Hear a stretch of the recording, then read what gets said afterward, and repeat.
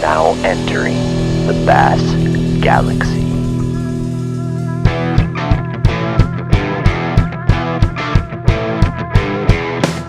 This is Teal's Bass Galaxy. I'm your host.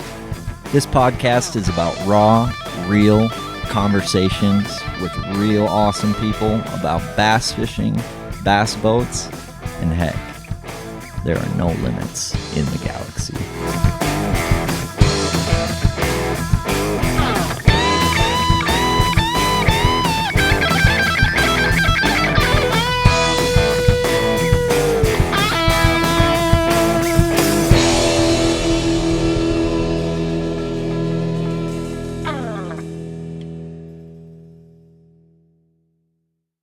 Attention all Bastronauts. This podcast is supported by the Bass Galaxy's title sponsor, Waypoint Angler Supply, the Midwest's new landing pad for hardcore anglers just like you and me. If you're looking for the sneaky goods you can't find anywhere else, look no further. Waypoint Angler Supply has the largest offering of JDM tackle in the Midwest, and they are right here in Minnesota on Lake Minnetonka. This is truly a place every bass fisherman in Minnesota needs to visit because we finally have a tackle shop in the state that's as dreamy as the ones you find down south.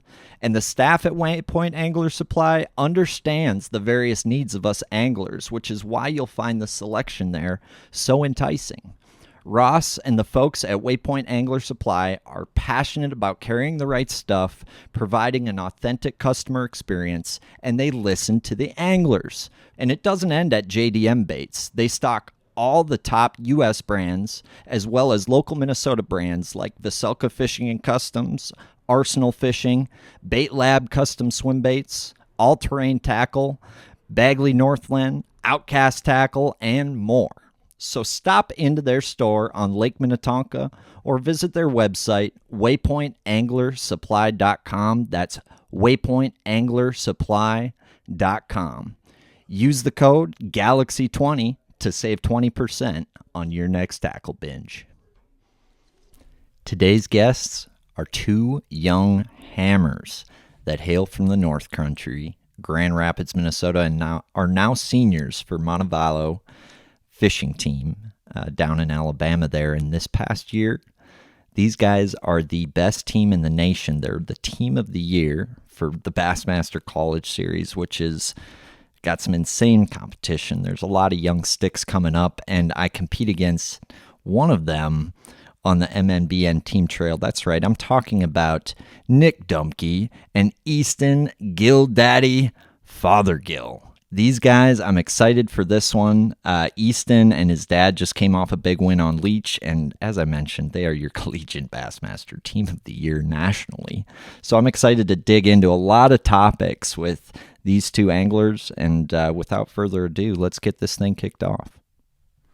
Hello, Bastronauts. This is a message of gratitude for myself, all your support that you've shown the Bass Galaxy and Teal's Bass Galaxy podcast, and just very grateful to all the guests and people who've tuned in so far. We want to keep this show rolling for all of you who keep tuning in. So it'd be great if you'd be willing to subscribe to our YouTube channel and support, all the great sponsors that keep the Bass Galaxy rolling and ever expanding. And always open to feedback, but your support is greatly appreciated. So hit that subscribe button, check out our sponsors, and we look forward to bringing you even more intergalactic content. Thank you. Boys, thanks for making the trip out here, all the way down from Grand Rapids. Yeah, thanks for having us. Yeah, thank you. Last I checked, you guys are the collegiate Bassmaster Team of the Year. Yeah. That is a national title you guys currently hold. Pretty wild. You guys are from Grand Rapids, Minnesota. You know that? That's pretty wild to me. Huge congrats. And I'll be honest, Dumke, I have not fished against you yet, but I have fished against you, and it's been a pleasure. Let's put it that way. But it's been cool to see you guys just dominate some events, you and your dad, and it's been cool to fish against you, then see you boys go down south and absolutely tear it up. And I don't know how to pronounce the school you guys go to. Can you guys help me out? Montevallo. Montevallo. Yep. Montevallo. Is that, so Montevallo, what made you guys decide to go to Montevallo? Because there's all these college fishing teams. I know that one's pretty well known, but what kind of drew you guys to that? And did you guys talk about it beforehand, or how did that go down? Yeah, so we talked to quite a few schools, and at the time when we were looking for schools, they were kind of the most established. They weren't the best in the country yet, but they were definitely on the come up, and we wanted to be, a part of the come up, and they had one of the best funded programs in the country at the time, and still is. So that's and we wanted to be south to learn southern fisheries. That was a big deal for us. So Yeah, definitely a big timing thing. I think it kind of worked out perfectly just when we graduated, kind of where the sport was at, kind of a deal. Sure. Just like he said, that was the biggest thing, was Montevallo starting to get, on the scene finally starting to compete with those Bethels, those McKendrees, and just to, be a part of that program, talking with the coach. Like Easton said, we talked to a bunch of different teams, and what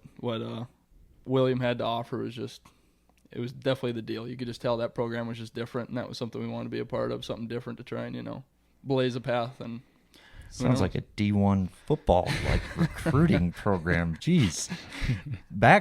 I'm here to tell you, back in my day, boys, Duluth didn't have a college fishing team, so we actually started the Duluth College Fishing Team, and it was like this club deal that we had to apply for funding. There was no recruitment of anglers. So what you guys went and toured that together, and you have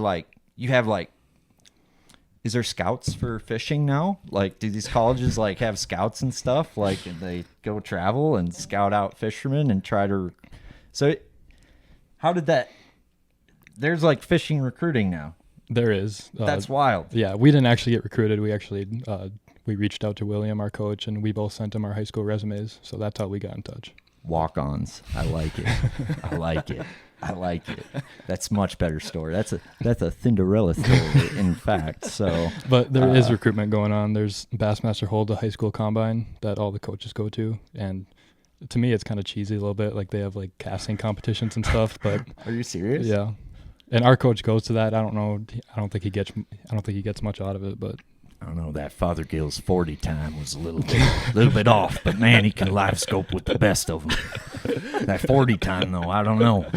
Might need to take him in the second round. That's great. So they have a combine? Yeah. Where's this? There's a collegiate fishing combine? Yeah, high school combine, yeah. It's wild. It's like a multi-day event. It's a thing, yeah. Man.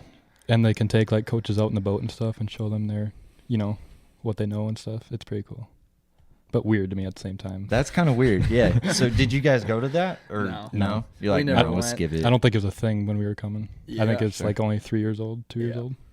Plus, it's all the way down. I think it's in Alabama every year, right? It's at Wheeler, I think. So yeah, something like that. It's a ways away, so it never just worked out. But yeah, that's mind blowing to me. Yeah. So Montevallo. So you ended up settling on Montevallo. Did you guys? So you toured the school together? Or were you with separate? I actually never even toured. So I never made it down because I was just working and it never worked out for me to get the time to get down there. So I toured and he kind of trusted my word on it. Yeah. So. Gotcha. You walked onto campus and it just felt right. it did. And Nick's like, yeah, it does. He's like, okay, yeah, I'm in.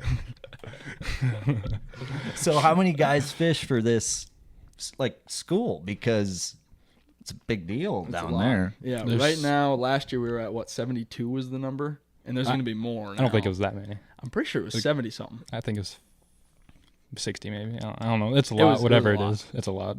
You guys have your own locker room? No, Kinda, I mean kind of. We have a Really? boat. We have a boat shed where everyone hangs out. That's where we cool. Store our boats. I would call that the locker room. Dang. So they have their they give you a place to park your boat. Mm-hmm. Yep. This is sounding There's better what? and better and better. How many stalls is there? 30? 28? Oh, well, we just added on. They put a whole new section in. That new section has a dozen stalls in it, something like that. And before, I'd say it's probably in high 20s, 30s, somewhere in there. So yeah, if you ever want to talk bass, and there's always someone down there till 10 o'clock at night every single night. So guys playing bags and yeah. So you guys wait till after 10 to bring the ladies down. Check these boys out. See that? That's 250 ponies on the back of that one.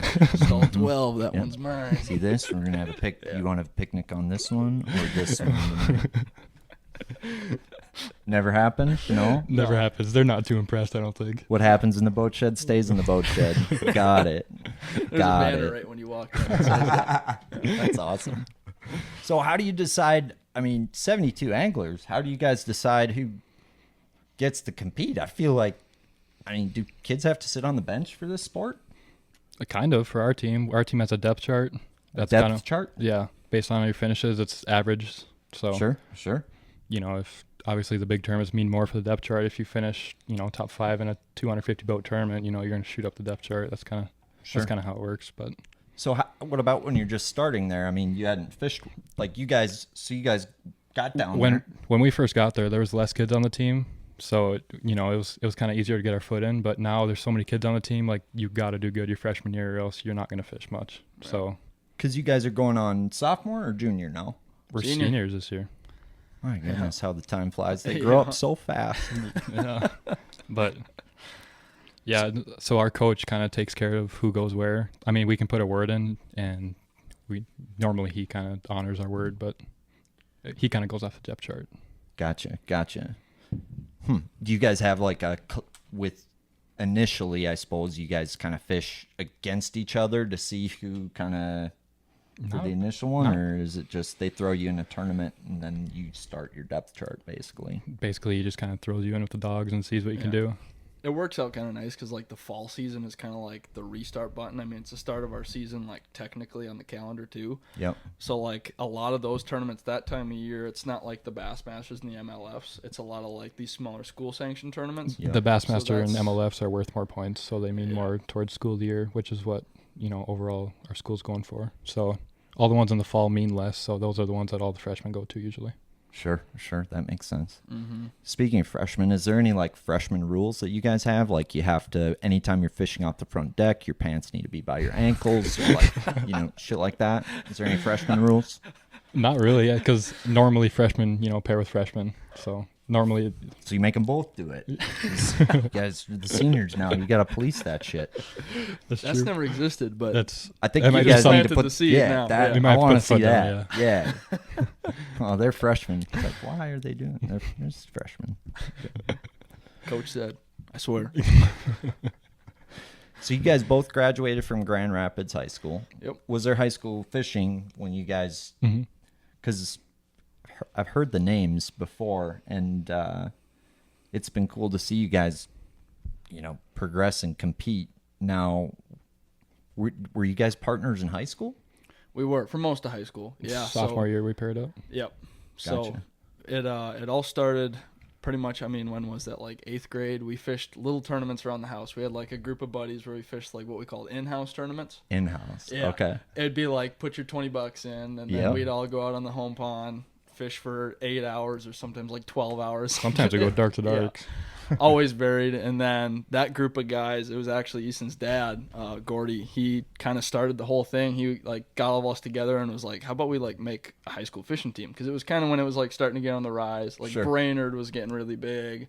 Some of those cities teams were starting to get big, and Gordy was how about we make a team? Went to our high school. They were on board with it. So then we got pretty lucky. Our freshman year is actually when the high school team started at Grand Rapids. Okay. So we had, it was 12 guys. It wasn't much of us, but it was kind of that core group that always fished together. Us 12 guys were pretty diehard. We were pretty serious about it. Yeah. So then, it all just kind of started there, and then sport just kind of, again, it was another one of those good timing things. It was the sport blew up while we were in it kind of thing. You could just see it happening. The team, we had 10, 12 guys our first year, and at the end we had 20s, high 20s or something, which is pretty small for, right. Pretty big for small town Grand Rapids. So for a fishing team, yeah. You guys kind of made and I'm not in with the whole high school fishing thing per se, but Grand Rapids had a pretty good reputation for catching them, whether it's you guys or was it Koenig? Kobe. Yeah, all in both. Yeah, so it's cool to see you guys take it to the next level, and I'm really curious because we grew up fishing in Minnesota, right? And then you guys go down to Montevallo Montevallo. What lake is that near? What town is that near? I mean, it's a really small town, Montevallo itself, but we're like 45 minutes east of Tuscaloosa, and then another like 45 minutes from Birmingham. And then we're like 30 minutes from the Coosa River, from Lay. So Got it. we're kind of like smack dab in the middle of everything. It's a good spot. Yeah. For sure. Well, you guys went down. I mean, what was it like not fishing down south and then going down there? What was that feeling like for you guys? I mean, because you probably felt like you had a pretty good grip on things up here. I know I've experienced it myself. And then you get down to these lakes that are completely different layout, completely different forage, you name it. What was that like? It was eye-opening to me. I never realized how good we really have it here until I went down there. And I was like, this is terrible. That was my first reaction. Mine too. But I just never realized how good we really have it. Like, you know, we're grinding for 5 bites down there usually in tournaments, and up here, if you don't have 5 by 9, you're spinning out a little bit. Right. So Right. it was definitely really eye-opening. Big learning curve. Yeah. I mean, once you get your ass handed to you a couple times, it's like, okay, wow, it's different. Yeah. The first tournament where that happened to us was Dardanelle the first time we were there. Was that the first time you were down south? No, fishing, we were first tournament? It was probably our second or third tournament down south, but it was our first big one, first one that really mattered. Yep. And we caught 1 fish over 2 days, I think. Yep. You know, like at the bottom, and we're just like, oh my gosh, like what are we doing wrong? Like this is awful. And that's kind of where we're like, all right, like what do we need to do different? And you know, what do we need to do to be successful down here? Yeah. And what was so that kind of sparked a fire, so to speak, which some of my worst tournaments do the same thing, where they just kind of, you're going to do what it takes to try to not feel that way again, because it doesn't feel very good when you don't catch them like you want to. Yeah. So what were some things you guys did to adjust then, or what were some things that were super helpful? Because there's a lot of people up here who probably have struggled down there or had some success, but was that fire, and then where did you take, you know, the fire into the cave to see the path? I think I just looked at it and was like, okay, like how did I fish different down here? And then I kind of came to realize like I fished how you're supposed to fish at Dardanelle, like not my style. I kind of changed myself to try to fish how you're supposed to at Dardanelle. Would you agree? Mm-hmm. Yeah, we just like weren't comfortable. Yeah, we were stuck in our ways. That's like the biggest thing. Is just like we did all this open research and mind. stuff, and we're like, okay, this is how they normally catch them at Dardanelle. This is what we need to do to win. Got it. And like we were like not fishing how we normally fish, which is in my mind the wrong way to do it. I think there's a lot to be said about that, and I'm kind of like impressed that was the answer, because a lot of people think that it's because they're fishing too much the way. But okay, so there's this Dardanelle deal, which was probably top water and flipping like a white jig or you know, Or stuff like swimming a that, jig, yep. and shallow. Yep. So what's your guys' kind of strengths then? How do you guys get it done? What's your style then? It's If funny you it say ain't that, because when we you know? did terrible at Dardanelle, that's exactly what we tried to do, was the shallow stuff. And Yep. the next year we're like, all right, we're going to be ourselves. And we actually caught them offshore, and I think we top 10'd it. Mm-hmm. So that's, you know, just we're going to do it our way, and, you know, we're going to make it work. And Is that a commitment deal for you guys? Like you commit, like in your opinion, committing to that, or do you always feel like you need to check? no, we keep it all honest. Yeah. But, you know, Yeah. I think it just boils down to covering a bunch of water, getting a clue early, and then, you know, running with that clue. Yeah. Yeah. Not That's going cool. in with any preconceived notions is Right. the biggest thing. Right. It's almost like not committing to anything is like the Exactly. big thing. Like you just can't get stuck in like that's what we were doing. Like our first ever college tournament, 0. Then we went to Dardanelle, Yeah. caught 1, and then we went to Big Bass Bash. I think you caught your 1, the Yeah. 1 big smallmouth. That was it. Like just terrible and like just stuck in our ways. Like you said, just reading things. Okay, that's what we got to do. That's what we got to do. And then like you said, just getting comfy and just not feeling confined to anything, what anyone said, to any notion that you have. Not saying don't trust your gut. Obviously, that's the big thing there. It's like that fine line of like trust your gut, but don't think like I have to do this because someone said that, or because Steve Kennedy was flipping this white jig back in 2018. Oh, the bushes are high. I got to go do it. Just don't get stuck in a rut. That was like the biggest thing. It felt like for us is just kind of just being open always, anywhere, never getting stuck in that history or stuck in a rut. Treat every day like a new day. That's about the best advice I've ever heard, but I think it's really hard to do because there's two sides of it, right? You've got Jason Christie full commit to a spinner buggy. I don't care if it's sunny and calm. I'd only need 5 bites on this mother sucker or whatever. I don't know how he does that. That's complete opposite of my style. But, so you want to be offshore and you want to be able to kind of adapt openly to what's going on. I don't even need to be offshore. I just, just if I have an idea, I'm going to go try it. If that don't work, I have another idea. I'm going to go try that. And I'm just going to buzz all over the place till I figure something out. I like that. That's my style. I would say I was going to ask you. Pretty similar. You're similar? Yeah. I thought you were the slow, methodical type of guy. I am slow and methodical, but I might do it in 20 different places. See, that's me. That's exactly me. I fish slow, fast.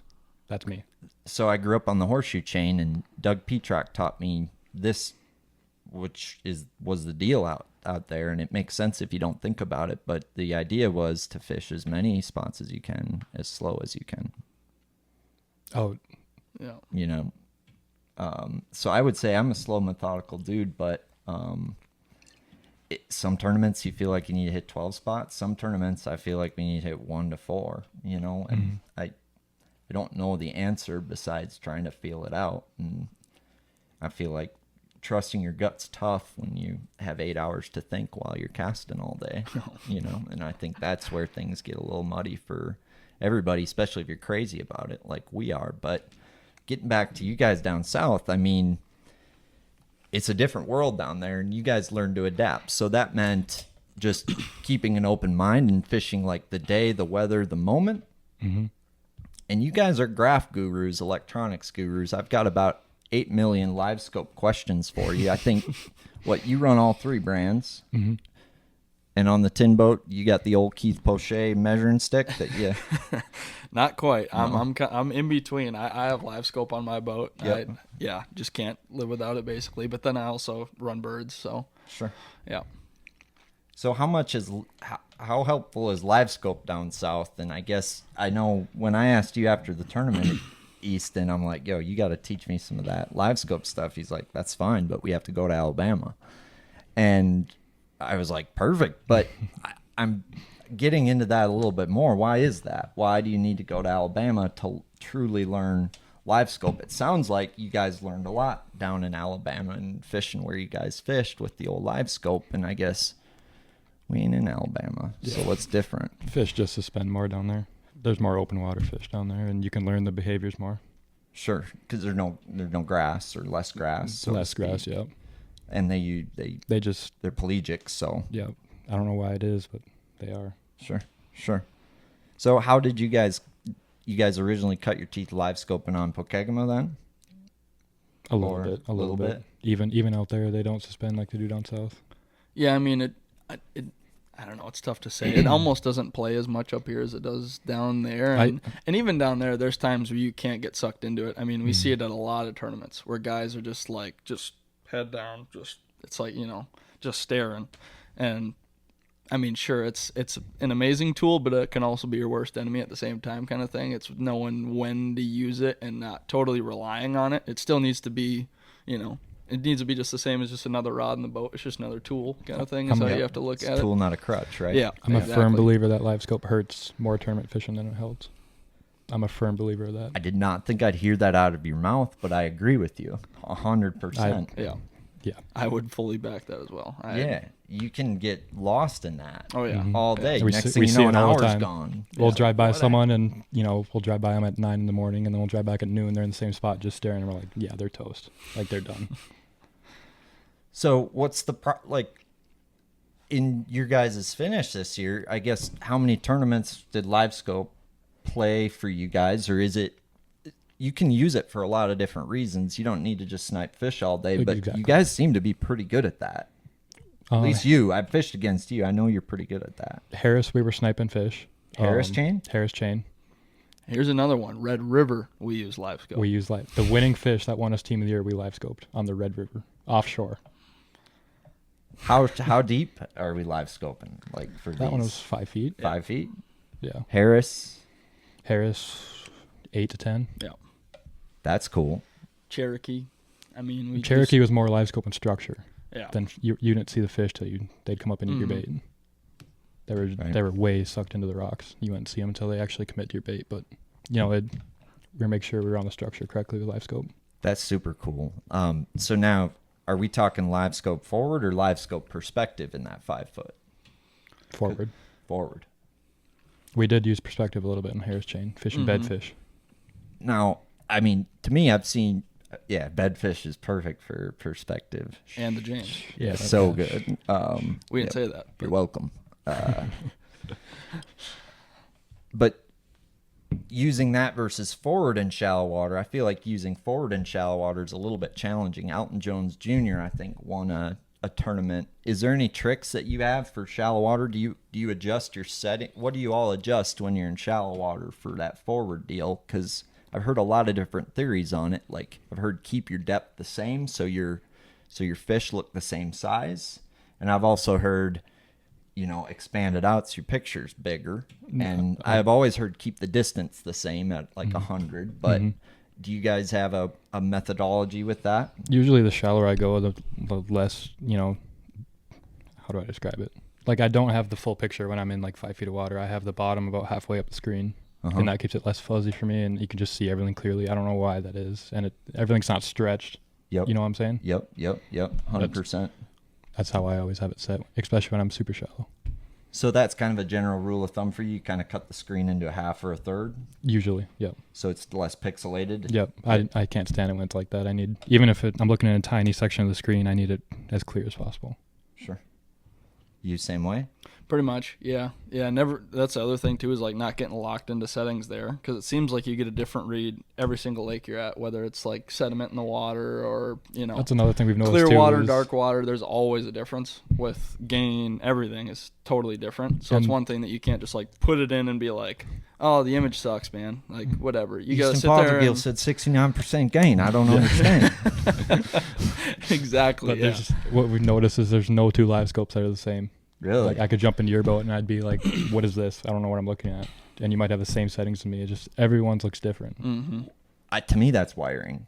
It's got to be wiring. It could be. Oh, yeah. Clean I'm sure. power It's probably versus that. like, run through a switch or, It probably is. Yeah. Yep. Mm-hmm. Yep. I guess I didn't think about Interesting. that, but yeah. Do you typically, so you take the fuzz out of your screen? The best I can. Gotcha. So you don't like fuzz. Mm-mm. So you don't turn your gain way, way, way up. Because I've heard, like, I think I watched a podcast where Josh Jones was talking or something, and he turns the gain up as high as he can so he doesn't miss a dang thing. He doesn't care about the detail. But I guess I am a little bit like that. Like noise reduction and stuff, I'll always leave that off. yeah. Like I'm not going to filter stuff off. Even if I have a little bit of grain, I'm not, Got it. So it's Even if gain's it like is- your filter adjustment, Yeah. and you keep all that other shit off. off. Yeah. Got it. That's the last thing I want to do is filter stuff out, even if I have a little clutter. Right. Could be a little ball of herring that you miss. Exactly. Can't miss that. They're fast. Mm-hmm. They're fast. And color palette. I mean, is there something to color palette in your guys' opinion, or? I mean, I hate blue. Okay. I hate it. Just for live scope or side imaging too? I like blue side imaging. Me too. I hate it live scope. I could see that. mm-hmm. I mean, I'm an amber guy, like just live and die by that with scope. Okay. Yep. Yeah, I'm the same way. I don't like blue. I've messed with some of them, and I don't know. There's just something about the amber to me that I just keep going back to it. No lava. That- No lava setting. I run rusted steel on mine. Rusted steel. See, I'm at the lava right now between the steel and the amber. But you can see fish good with blue, but like anything other than that, I don't see detail good in blue in my eyes. That makes sense. Everybody's eyes are different, and that color deal seems to be an eye preference deal. Mm-hmm. I have so many live scope questions for you boys, so I'll try Keep 'em to coming. space them out. I'll try to space them out a little bit. As far as like deciphering how big a fish is or how active a fish is, I feel like down south you get that opportunity to really interact with a group of fish maybe a little bit better than we do because they'll swim in the weeds or whatnot. What do you typically look for to figure out A, what type of, if it's a bass or not, and B, how do you can typically see if it's active if there's bait above it and they're pushing bait, obviously. But is there a time where you'll find bass and you won't even cast at them because they ain't gonna bite on your live scope? On herring lakes, yeah. If they're not sitting on top of the pile correctly, you just pull a troller and move. Crazy. Yeah. It's, I mean, gosh, it's tough to say. That's really the only thing that I can really think of. That's the only thing where like you just, the herring stuff big time. Otherwise, I mean, there's some times where it's like, that's ginormous, that's a striper. Most of the time, I mean, it all just depends on the lake, where sometimes it's like, like loaded with stripers. If you see a giant blob out in the middle of the channel, it's like, well, don't waste your time kind of thing. Yeah, but there's a time and a place to it, definitely. You guys caught him pretty good on Hartwell, if I remember right when we were down there. So I couldn't even talk to you guys about what was going on or anything because I couldn't get any information. But I could check the results, and I saw you guys fared pretty good. You had a nice largemouth bite.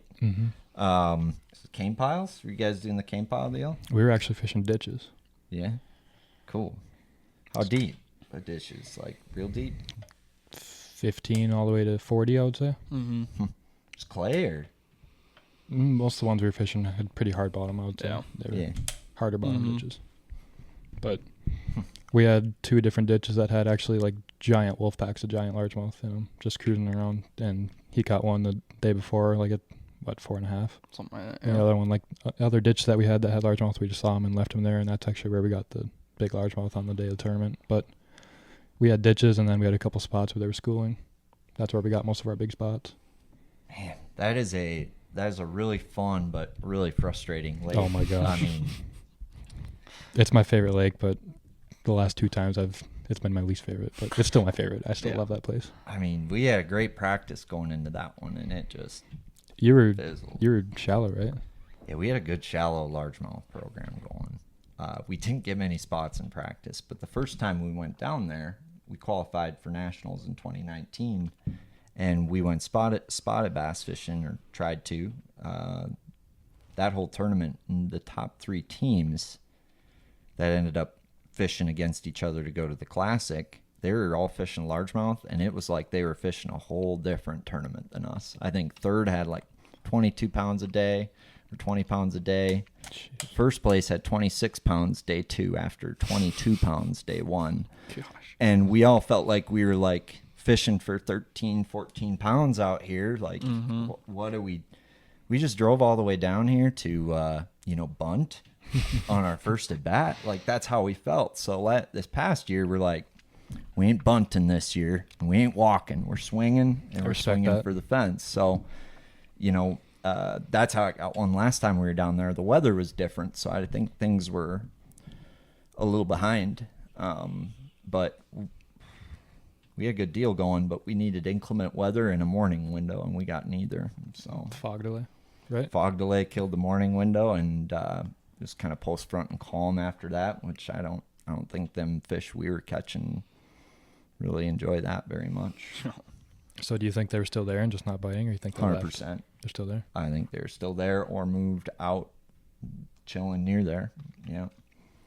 Yeah. I'll show you boys some shit when we're done. I mean, maybe you'll make something of it, because you got probably another tournament down there before you're done. 2 more. At least, yeah. I mean, fishing's forever, Nick. Fishing's forever. It's not hockey. It's not like hockey where it ends. You do it till you're 9. You can be fishing at Hartwell in 2087. Just some old you guys. have a robot with you, like telling you where to cast. A caddy. Yeah, 40 degrees left. Thanks, Helen. Yeah, it's coming. You boys just wait. You guys will be me talking about back in your day before you know it. Oh, yeah. So, I mean, them boys are good down there. Is it, like, talk to me about your competition and, like, what that's like, because how many boats are on these lakes? The Bassmaster events are 250. The MLF ones are sometimes more. Yeah. Competition's definitely stout. That's the hardest part, is not getting sucked into who you're competing against while you're down there, Yeah. Obviously, there's a lot of sticks. Those guys, the bass world is just different down there, definitely. Those guys, like everyone, it seems like everyone has a bass boat, where it's like up here, it's like, oh my gosh, but like down there, it's a lifestyle. Yeah. Like it's no question. Like you have a car, you have a van, and you have a bass boat. It's like that's just how a family works down there, kind of thing. So it definitely is different. I mean, those guys just grew up on it, and that. Thank you. But I mean, yeah, it's that's part of the learning curve. Yeah, is competing against those guys. We've got our heinies handed to us many a time by those guys. It's what's living in the South like compared to living in the North? Is that just different? A little different? It is, yeah. I enjoy it. I mean, at first it took a little bit to get used to it. There's a little bit of culture shock there, most definitely. Yeah. It's been confirmed. Aliens from another planet have landed on Earth. Sources say there's been 2 confirmed landing points for these extraterrestrial beings. One being Japan, and also, unexpectedly, in Minnesota at Waypoint Angler Supply, a local tackle shop on Lake Minnetonka. With the ever-expanding universe, it's no surprise that there are other planets out there that also share our love for the sport of bass fishing. And to Earth's surprise, this latest visit came from extraterrestrial fishermen light years away and many innovations ahead when it comes to fishing equipment. Some hypothesize these beings came from the planet of Naboo, matching up with Mayan folklore dating back thousands of years with fishing equipment ahead of their time. It has been confirmed they left things never seen before by an Earth-born bass. Waypoint Angler Supply is the premier space station in the bass galaxy and has tackle that could previously only be found in Japan or the planet of Naboo. The Waypoint ship is full, but we don't know when the astronauts from Naboo will be back.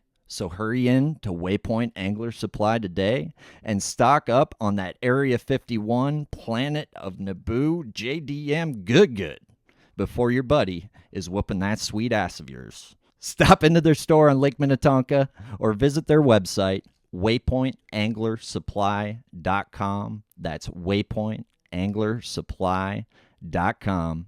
Use the code GALAXY20 to save 20% on your next tackle binge. Aliens are real. Thank you. This episode is brought to you by just north of Memphis Barbecue. This is World Champion Barbecue. If you smoke meat and you don't like good barbecue, I do not know what to tell you right now besides you need to try some of this stuff. They've got their rub. They've got their sauces right on their website. They've got their famous dry rub award-winning seasoning that you could put on ribs, brisket, pulled pork, chicken, wings, anything you like to put on the smoker, on the oven, on the grill, any meat you like to cook, you need some of this dry rub seasoning in your life.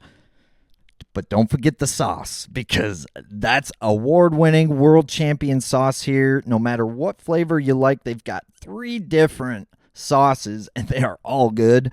You can drink them straight out the bottle. We've got Sweet Christie's for all you sweet-loving barbecue folk.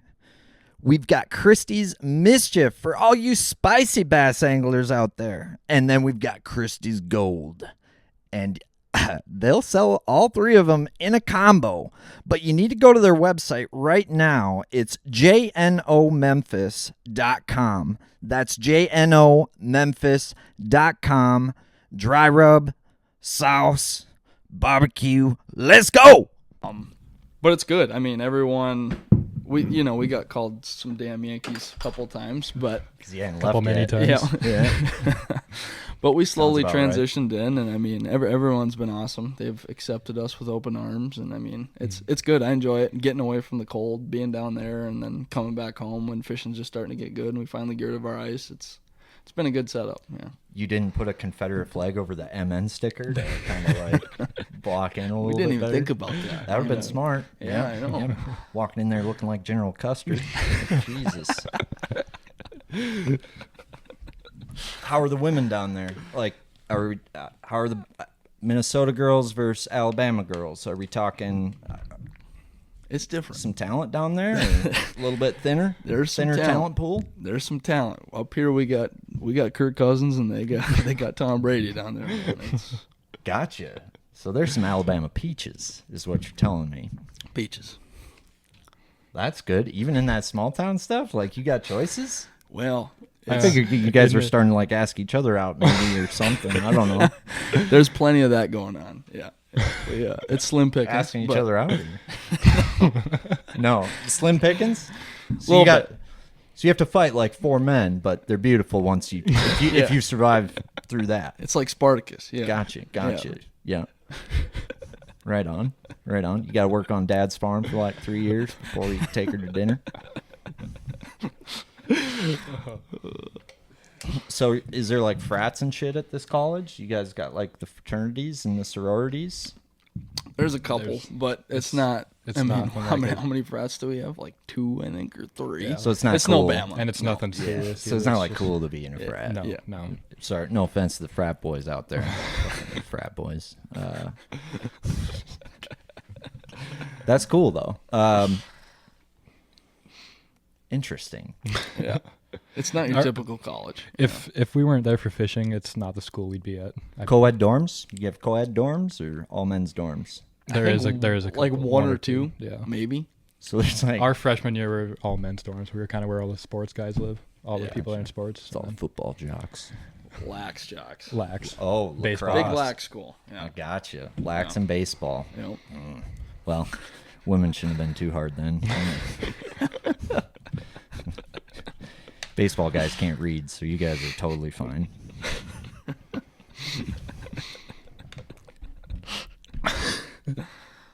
So, team of the year then. That's like a huge feat.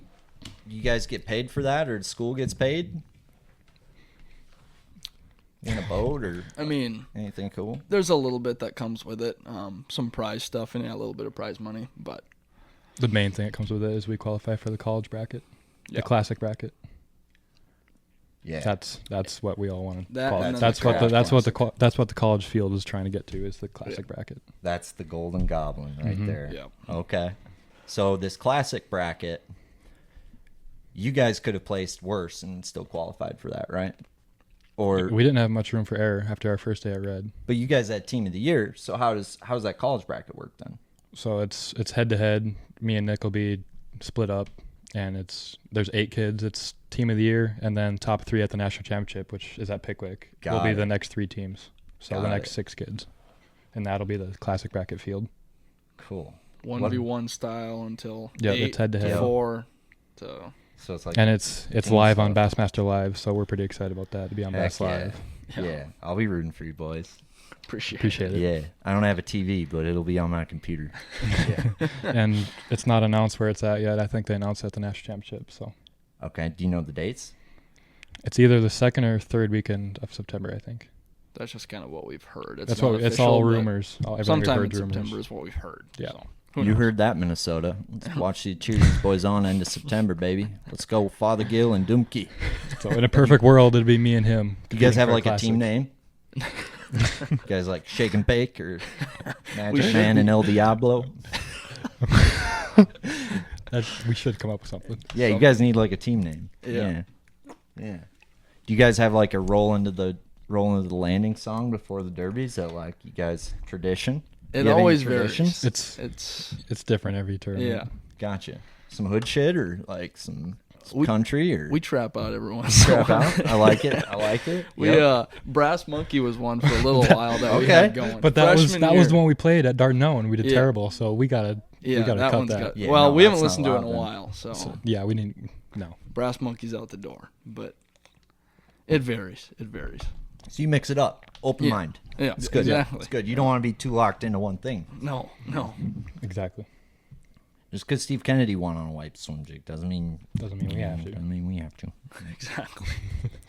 I don't know how you swim a 3/4 ounce white jig either. Only he can do that. It's Yeah. like plowing a field.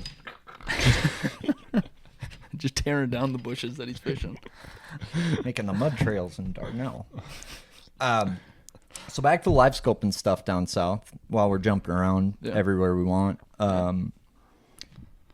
You can tell if they're active. Are you guys able to tell the size of the fish you're looking at to see if it's worth it? Because if a guy gets livescope right away, you guys probably agree, oh my God, that's a big one. It's like a crappie. Yep. Right? Yep. I mean, we saw examples, Harris chain. There was a giant mark on the weed line in like 12 feet. And I cast it out a couple times, and just the way it reacted to my jerkbait, I just knew it was a bass. And it was like one of the biggest marks I'd ever seen. And it came up 3 different times. I'm just like, gosh, what can I throw? And he put on a different color jerkbait. First cast was this PB 10-pounder. So that was like it was super cool. One of my best live scope moments. Just because I could tell it was a bass. That's a good partner right there. One of his best live scope moments was you catching his live scope 10-pounder. Yeah. Sorry. No, that's sick though. No, he did it as I was tying on another jerkbait, so there's a little bit of beef there, but it's fine. Got it. I still grabbed it for him. Stole it. But that fish was unbelievable. Never realized how big a 10-pounder really is. Dude, they're different Massive, build down yeah. there. I've never caught one, but I caught a 9 1/4 a couple of years back, and they're fun. So you mentioned something with that, and is that kind of how you tell if it's a bass if you're not sure, is how it reacts to your bait, right? Because bass are a little bit curious, and they're a little bit like territorial, especially a big one. So if it kind of pays attention to your jerk bait, if it's one that big, you know, versus a catfish or a carp, probably ain't gonna even pay attention to a jerk bait, right? Yeah, I mean, a catfish normally, if it's gonna give you any attention, it's slow, nose up. And a bass, you know, he's gonna whip around. He's at least gonna look at it. Sure. So sure. You can definitely tell most of the time. So basically, you're just if you're trying to locate a bass and make sure it's a bass, you're trying to get it to move. You're trying to get it to basically move from your bait. Usually, the way it moves, you can tell if it's a bass or not. Yeah. Sure. Can you see the tail on the screen, or like that one? You could. That one. So if there's tails, like it's a good. Yeah. We need to. Yeah. Okay. It's almost one of those things that's like hard to explain. It's almost like you just need to like go do it and just like see it a couple times, and it's one of those things that's just like it just clicks where it's like, okay, like Lake of the Ozarks. That was one where it was like we had never seen carp on live scope, because you know, like being from up here, it's like, you know, or at least northern Minnesota, like there's no carp down here. Yeah. So up there's nothing. So, you know, you're not used to it. And it was one of those things where at first it was like, oh my gosh, what are these things doing? And then it was like, immediately it was like, all right, something's up. These things just aren't acting right. Just kind of weird. And then eventually we saw them, and that was just kind of another eye-opening time to where it's like, it's just different everywhere. It's just something that you have to just go, I don't know, just get on the water, see it. And then it's like, just clicks where it's like, okay, yeah, that's that. Yeah. What's the longest you've spent scoping a fish trying to make it bite before you like made a bite? Because that's kind of hard to do, is follow a fish. Like, you'll hear stories about like Taku like following around this school of bass for 4 days, like trying to pluck them off. And to me, that I don't come from Pokegama or a place like that, a very structured fisherman. So that to me seems so hard. Have you guys experienced that? I guess that just goes back to my fast type of style. You know, I'm gonna make a couple casts. If he doesn't react right, I'm just gonna leave, and I'm gonna come back. I'm gonna make a mental note, and I'll be back in a couple hours to try again on that fish. Interesting. So you don't think that fish is gonna move that far? You're able to refine that fish in a couple hours? Like, you know, it depends if he's hovering over a basin or if he's, you know, next to a stump or something. He's on a brush pile. It's a different story. Yeah.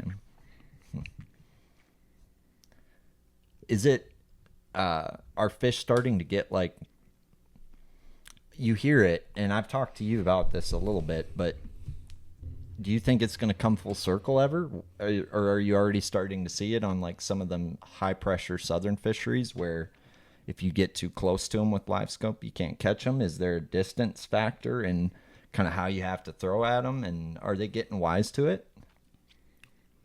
In my eyes, it's the boat more than live scope. Yeah, that's what I was going to say. I would 100% agree with that. That's really interesting. The only place where I can confirm that they're spooking from live scope is Hartwell. That's the only place where I'm like dead set that it's live scope that's spooking them. Nowhere else I've seen where I'm like, it's live scope that's scooping the bass, spooking them. I've never. Why do you think it's the boat and not live scope? I mean, makes sense, but yeah, I mean, when you listen to like the clicking of live scope, it really isn't that much different from SI, in my opinion. When you think of just like hearing your SI, or like when you like pull up your troller, you know, and you have like your built-in clicking, you can just like hear it, you know. Sonar, like 2D. It's really not that different. That's kind of my view on it. Kind of is, and I mean, think about it too, like they have a million props flying over their heads. Totally. There's stuff going on all the time. They've been listening to 2D now for 40, 50 years, however long it's been around. That's kind of the way I view it personally myself. And Sure. I don't know. Same way. Same way. The only fish that spook from livescope all the time is carp. Carp hate livescope. Noted. And see, like I've seen it on Mille Lacs with, let's look at just 2D. And this could be the boat for sure, right? And that's where it's hard. But you used to be able to drop on fish on Mille Lacs, and then you had to pitch to them. And now it seems like you have to cast to them.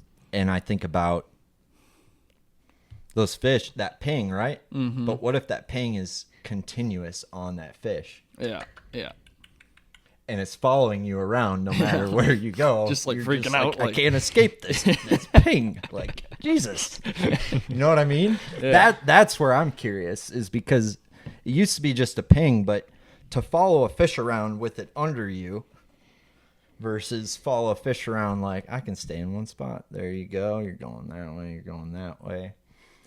That's where it makes me question it. But I don't know. You have guys say they, like on Hartwell and shit, that you have to, is if you're closer than 50, 60 foot, you can't make them bite. And I've heard that on old brush pile people mostly. Yep. Brush pile fishing. So I mean, I'm it's just curious. Like, 'cause they're getting scoped all day and down south on them ledges and stuff. Like, Yeah.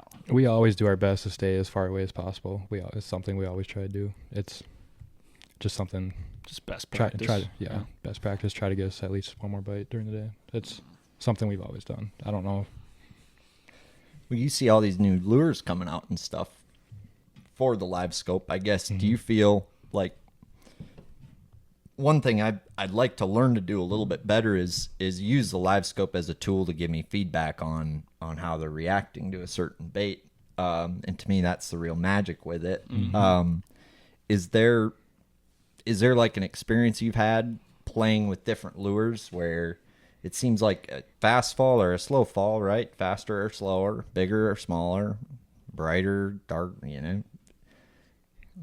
I know I there's mean, been so many, right? I mean, we fish all the time, right? But, like for people who don't know, like maybe there's certain baits that are better for forward facing than aren't. And there's certain baits that are better than others. And I guess, have you guys found a little set of confidence lures that you can rotate through those fish without giving the whole beans, you know? I guess my biggest example is a jerkbait.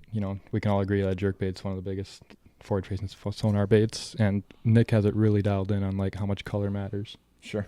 Like I'll be working a fish, and if he doesn't bite, like first cast, he's already in his tackle box, like rigging something else up. Like, I'll have like a kind of clear one. He'll have a clear like pink belly one, like just something to trigger that fish. Like Something a little different. That's something Nick's really good at, is trying to like extra dial it in. Well, that seems like Another thing, sound too with a jerkbait.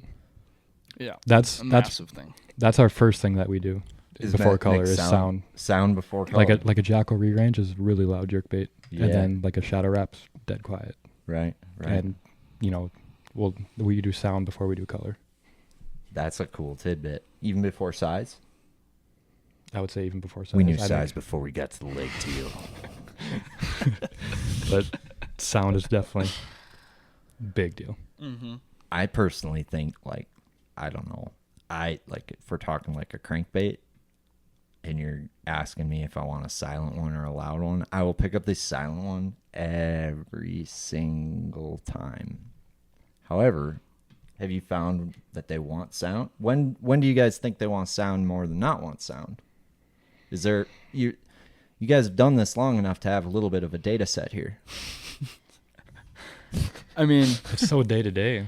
yeah. It just takes experimenting every day. The only in times my where I eyes. can think of where it really stood out is like dirtier stuff, like Dardanelle, and then like Yeah. Sag Bay when it was blowing that time. We were How throwing the about- rearrange. How about James and- River though?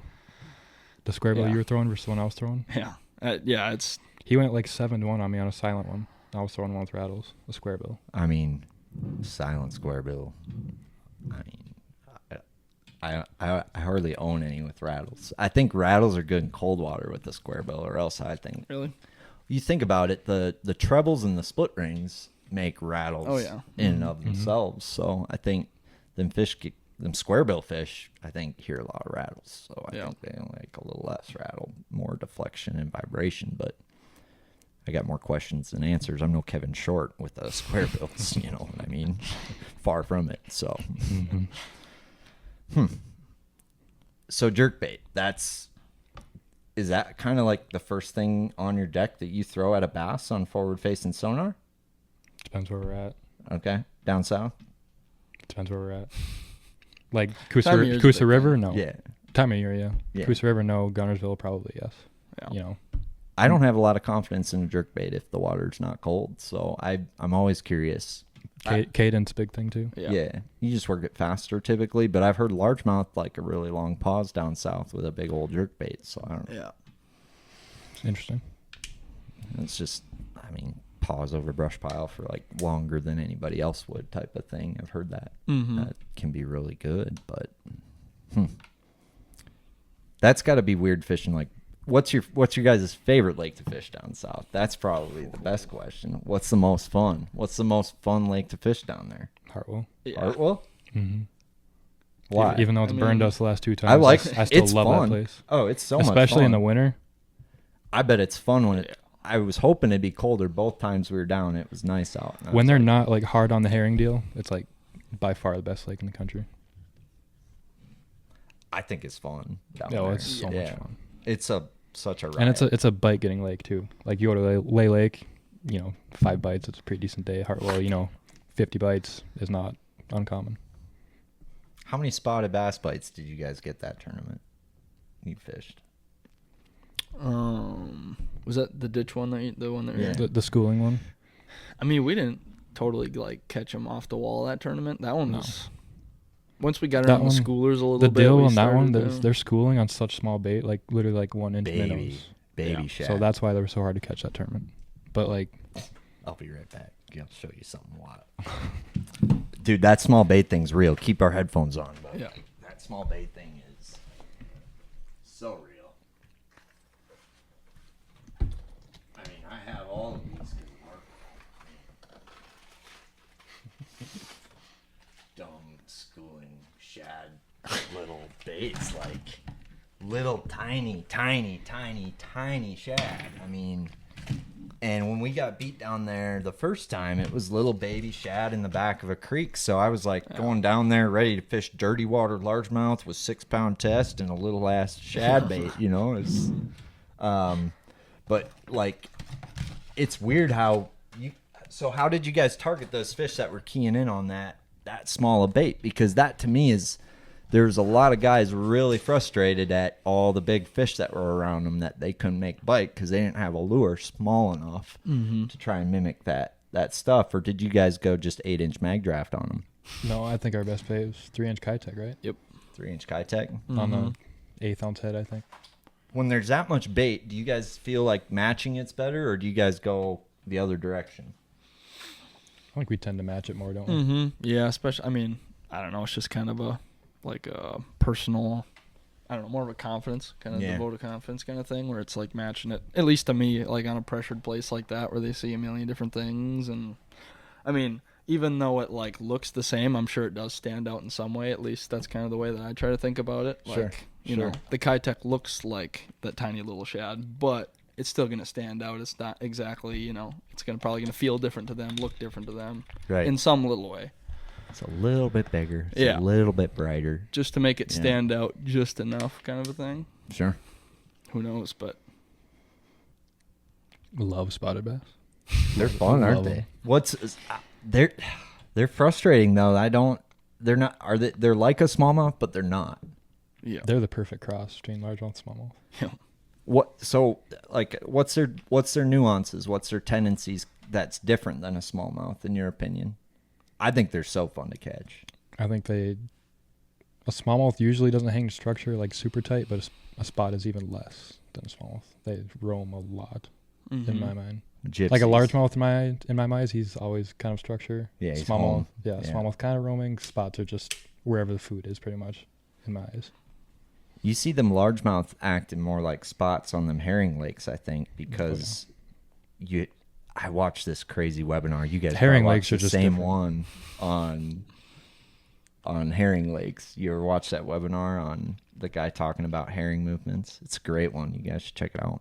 Yeah. How it does that middle-aged largemouth, that teenager largemouth, becomes nomadic on those herring lakes, and the old ones are still in the backs of the creeks with the little babies. But them 3 and 4 pounders, they become nomadic with the herring because they're young and strapping young lads, and Can't argue that. I mean, like all of like the 3 to 4.5, 5 pound largemouth that we've got on Hartwell have all been spot fishing, like Herring fish. or spot fishing.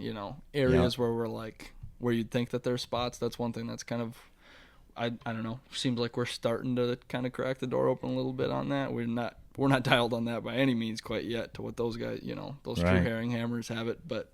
It is interesting to see the past couple of years, like to realize, like, wow, there are a lot of largemouth down there that act just like spots.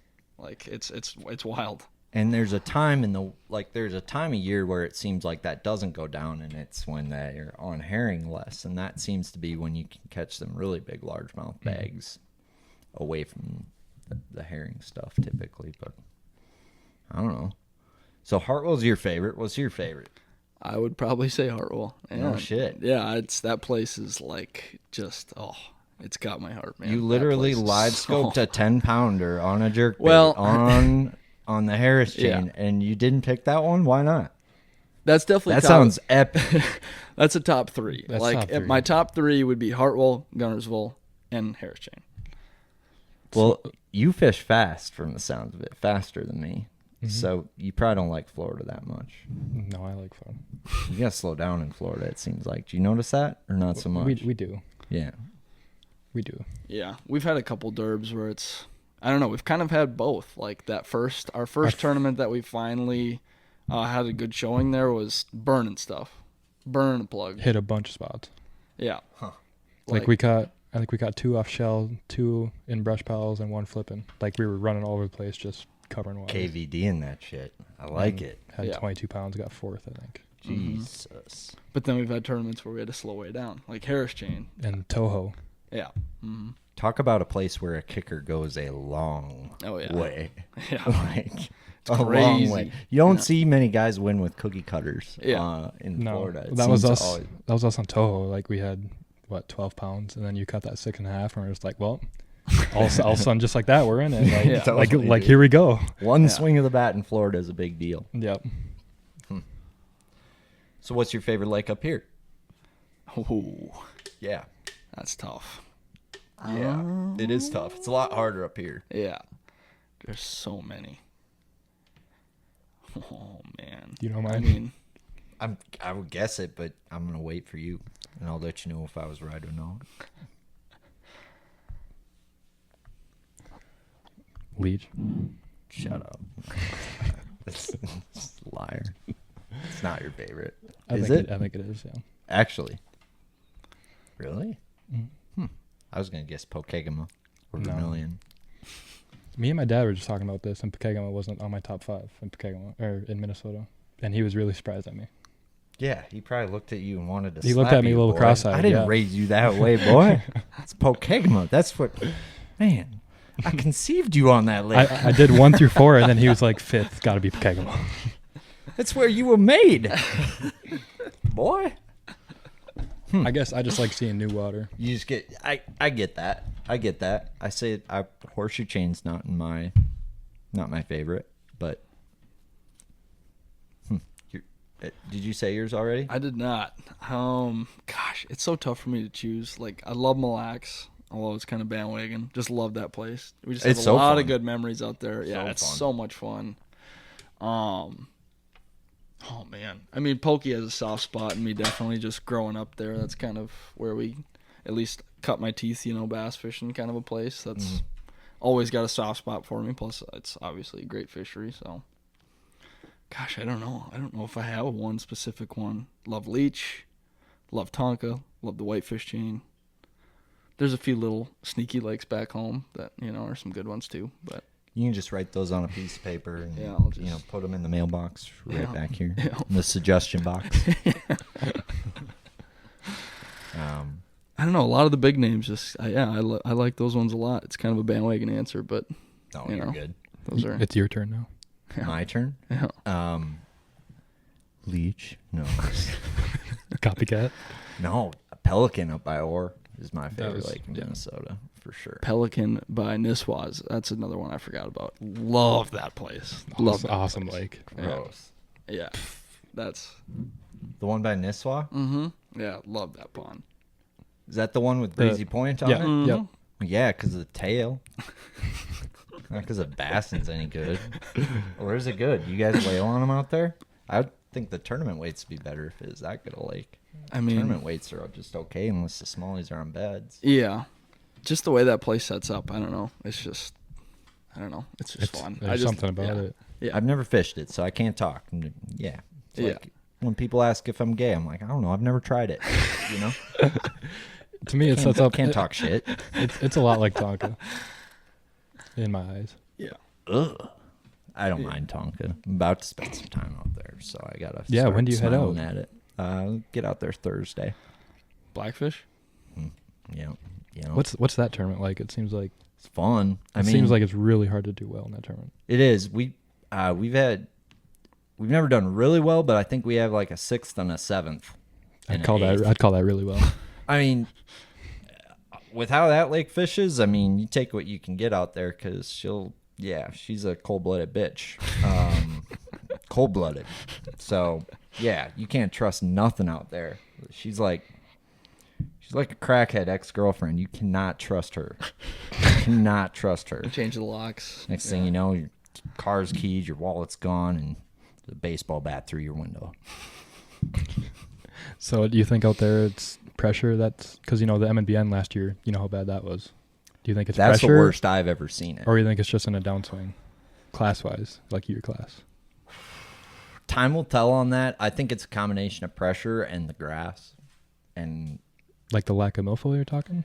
the And spraying coontail? the grass. And Gotcha. I think the coontail moves them around more. I think is all. I think the milfoil like gives them kind of a home. There's like canopy, things like that. The coontail, there's so much of it, and coontail's really good until you have nothing but coontail, and they don't live in it as much. They'll live around it, but I think that's a big part of it, along with spraying the grass, and then just the sheer amount of pressure is insane. Mm-hmm. It's probably no more than a southern fishery, though. So, like, to me, it reminds me of more of a southern fishery where you used to be able to go blast a school out there, and now it's probably like a ledge Chickamauga school where if you're the first one, when they get out there, they eat a plug pretty good, and after that you get one or two, and then you can't get any more. You maybe need to check it later. That kind of seems to be you're fishing fish that are messed with pretty much all the time. So the maps are good now, and I think there's a lot of spots in the spots out there that are right on the map. So I think it depends. I don't know. I haven't been out there much this year, but I think it might be on a downswing too, like for all I know. I'd be curious. The locals probably have a little bit better pulse on it. I just think, it used to take, you'd have to have 4-pound average to cash a check in the summer out there, right? And it's still, you need a 4-pound average to win in the summer out there, but it drops off a lot quicker. So to me, that's a lot like these southern reservoirs where it's like, geez, Bobby caught 25 pounds. Then next second place was 17 and a half. I really don't understand. We must have been fishing a different lake.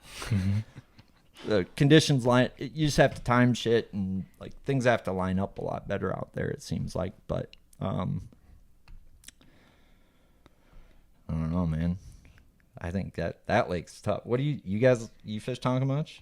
It's been a little bit for me now. It's been a couple of years, but we had our stretch there in high school where we were fishing it once or twice every year, and then we've been down there a couple times fun fishing, but loved that place from the time we spent. I haven't spent much time. I think we kind of caught like the tail end of like when it was really good kind of thing.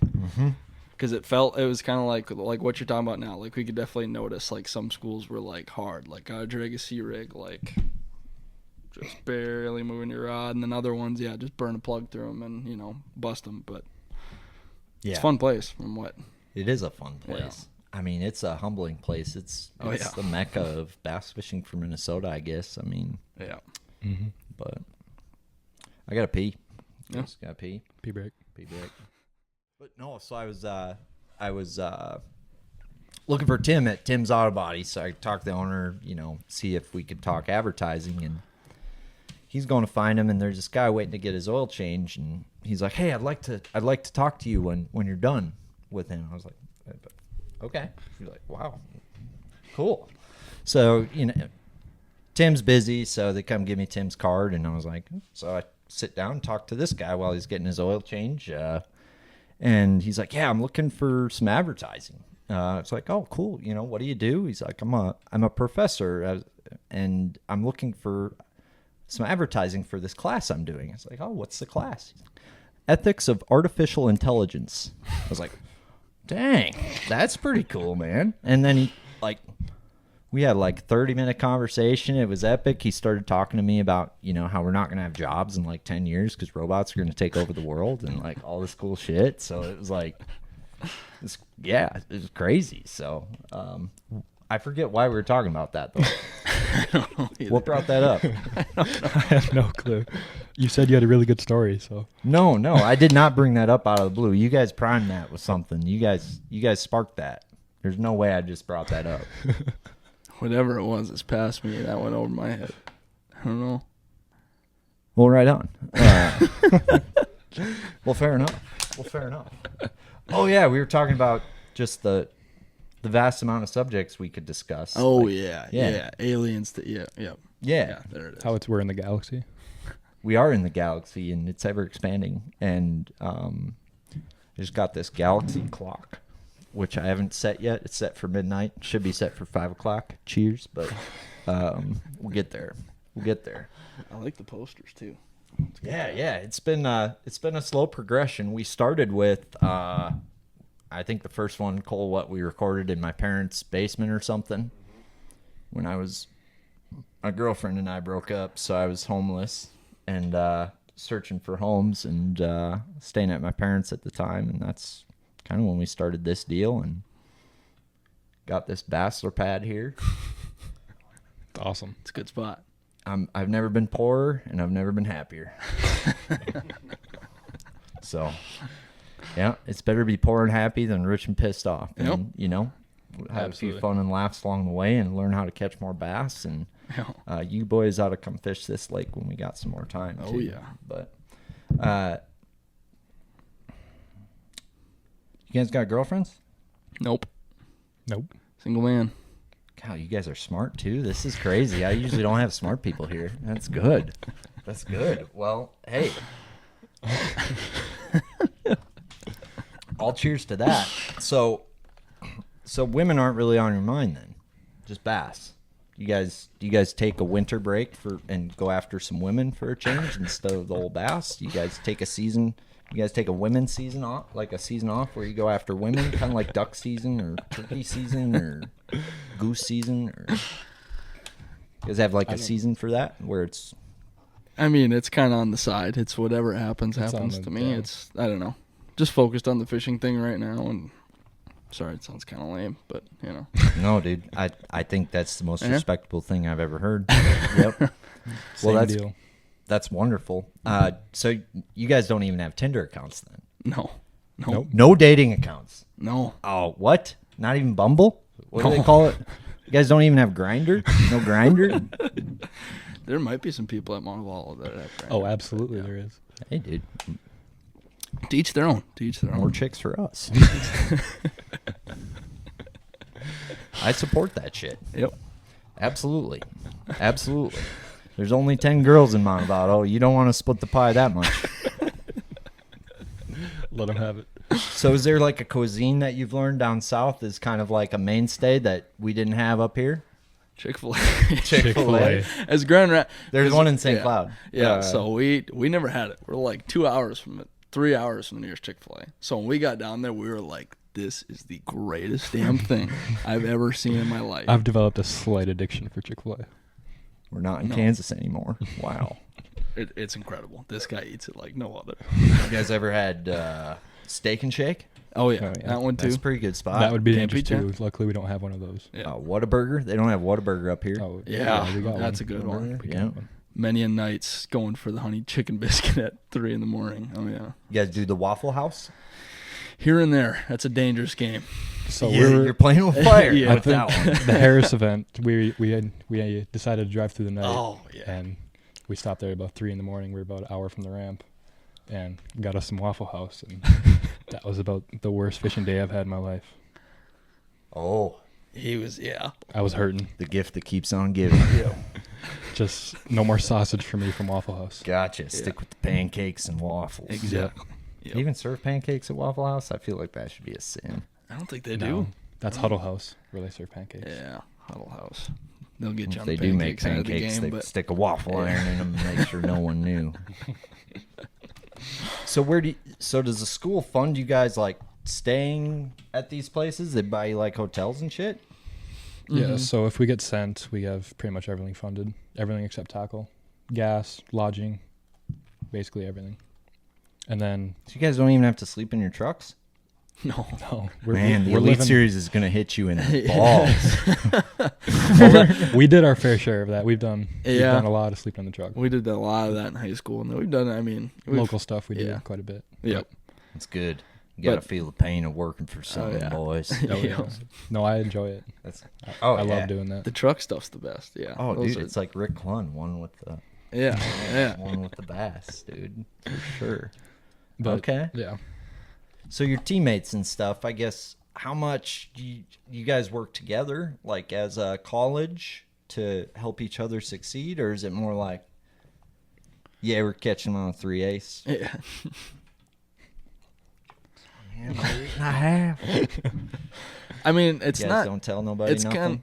I mean, it's kind of cool the way that our team's dynamic is. It's like, there are some teams out there where you hear things about, like sharing spots and that kind of deal. Our team is not really like that. I mean, from at least our like core group of guys. I mean, and that I'd say that about the whole team. We're not really like an info team. The thing that's kind of cool is like with the boat shed and just our team being like a tight knit group of dudes is like we can go just shoot the breeze at the shed and learn things from guys. Like there's definitely been a lot of that where it's like, tell me about swimming a jig, to these Coosa guys. And then they'll be like, well, tell me about livescope. And it's like you kind of give that information, but not at tournaments kind of thing. And then once we're at tournaments, we all kind of respect each other, have our own little, just kind of doing our own deal. Sure. That's one thing I love about it because I can't stand the info stuff. We're both the same way. Yeah. Drives us nuts. We're- The info getters and stuff. Nick and I are we're the first ones to bed. We don't talk to anyone. I think it kind of wrecks my brain at tournaments. Like I hate talking to people at tournaments. Doc talk will wreck your brain. Oh, yeah. Yeah.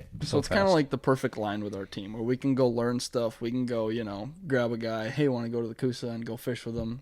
You both teach each other a few things. And then once the tournament comes, it's like locked in, doing your own deal. It's kind of that perfect median. You each got your like go-to Southern boy. We're like, hey Billy, what's that TVA bait you like again when the current's when they're pulling 4,000? You got your Southern boy that you can rely on. A couple of them. We Yeah, definitely dude. have our circle. Yeah. I mean, We got a pretty close friend group. That's what's up. Yeah. mm-hmm. Because there's some other Minnesota boys that go to Mm-hmm. Montevallo, and a lot of them. There's a lot of people. Yeah, I think there's 5 of us. 5 that's Minnesota cool. boys on the team. You guys all tight or? Yeah. Yeah, Yeah, for the we most all- part. Yeah. Seem like all a bunch of nice kids. Minnesota nice. So, like, small town, I know there's parties. It's a college, so it's like you can't fuck with me this long. Like, is it house parties or like do you guys? I mean, maybe there's 12 people living in the town, and so you go to the family barbecues. Like, how does that? What's the college party scene? What is the party scene? You go to the 2 frat houses that host these sketchy little keggers, or Coach and mom skip 3 minutes next. No, I mean it's nothing. same with my mom. Just kidding. No, I mean it's not like Bama where there's like ragers, people getting thrown off the balconies or anything like that. But I mean we have our fair share of shindigs here and there when When schedule allows. For the kids who are of age or have the good exactly. fakes, So, are you guys living in a house then? We are. Yep. Okay. Yeah. I see why you don't want to spill the beans. You ain't trying to get busted first week of school. We ain't trying to bust you. No, lease is we can valuable. wait till October to put this out. Wait till after homecoming. Wait till after homecoming. Wait till we all sign the lease. That's right. That's right. So how many people live in your house then? 4 of us. 4 of us. Mm-hmm. Okay. All on the Bass team. All on the Bass team. Yeah. So it's a bassin bonanza. Yeah. in It there. is. There's boats in the yard, boats in the garage. Our neighbors definitely hate us 100%, but it's worth it. My neighbors hated me in college too. Hated us. Bad. They hated us. She did. He was nice. Yeah. That'll happen. Yeah. Yeah. So house parties then. Is it like, are they like far away? Sorry, I'm trying to relive my college days. It's been a while. I'm an old fart here. I turned 30 yesterday, so it's like Happy it's like, belated birthday. thank you. Yeah, it's kind of like walking down memory lane. Fothergill, you need another. Your gills need some more water. Thank you. Anytime, buddy. Yeah, no, we ain't trying to get you in trouble with coach. This is D1 fishing program. D1 fishing program. I suppose you could get in trouble with coach. I mean, yeah. You're 21 some years kids- old. I mean, there's no way. Some kids have, they've gotten their skulls busted, but I got you. So coach isn't a big drinker. I mean, Tell me about coach. Coach, I'm sorry. I'm just messing around here. yeah. No, Coach is great. He's a great guy. He's probably the reason why Montevallo is what it is. Exactly. Truly. Does I mean, coach have a last name or Coach Crawford? Coach Crawford? Yeah. I love it. He's definitely the most competitive guy I've ever met in my life. Yeah. Really? And that's why our team is good. He Yeah. pushes you. Oh yeah. Oh, yeah. Yeah. Between the depth chart, his talks at we're, meetings. if we're like, slacking at all, he is on us. Yeah. And that's part of why I love the team. Mm-hmm. Yeah. Cool. I mean, yeah. It's So you guys seem miracle, right? He's not really a coach. He's like Herb Brooks. yeah. Yeah. He knows absolutely nothing about fishing. Like, What? nothing. But, Seriously? But he keeps us in line. He's good at that. So it's like a big ass Coach Crawford. You don't even bass fish? He does. I mean, and he just not to the Just- level that we do, yeah, kind of thing. yeah. I mean, I Students think he just- enjoys it. And He does he enjoy does it. it, but he's just not hardcore like us. He's not a but tournament fisherman. in every other aspect, he's got it together. Yeah. We fished 10 times. We might lose 9. Yeah. Not this derby. Not today. Today, we fish with them. Today, we run with them. And we shut them down because we can. That kind of shit? Yeah.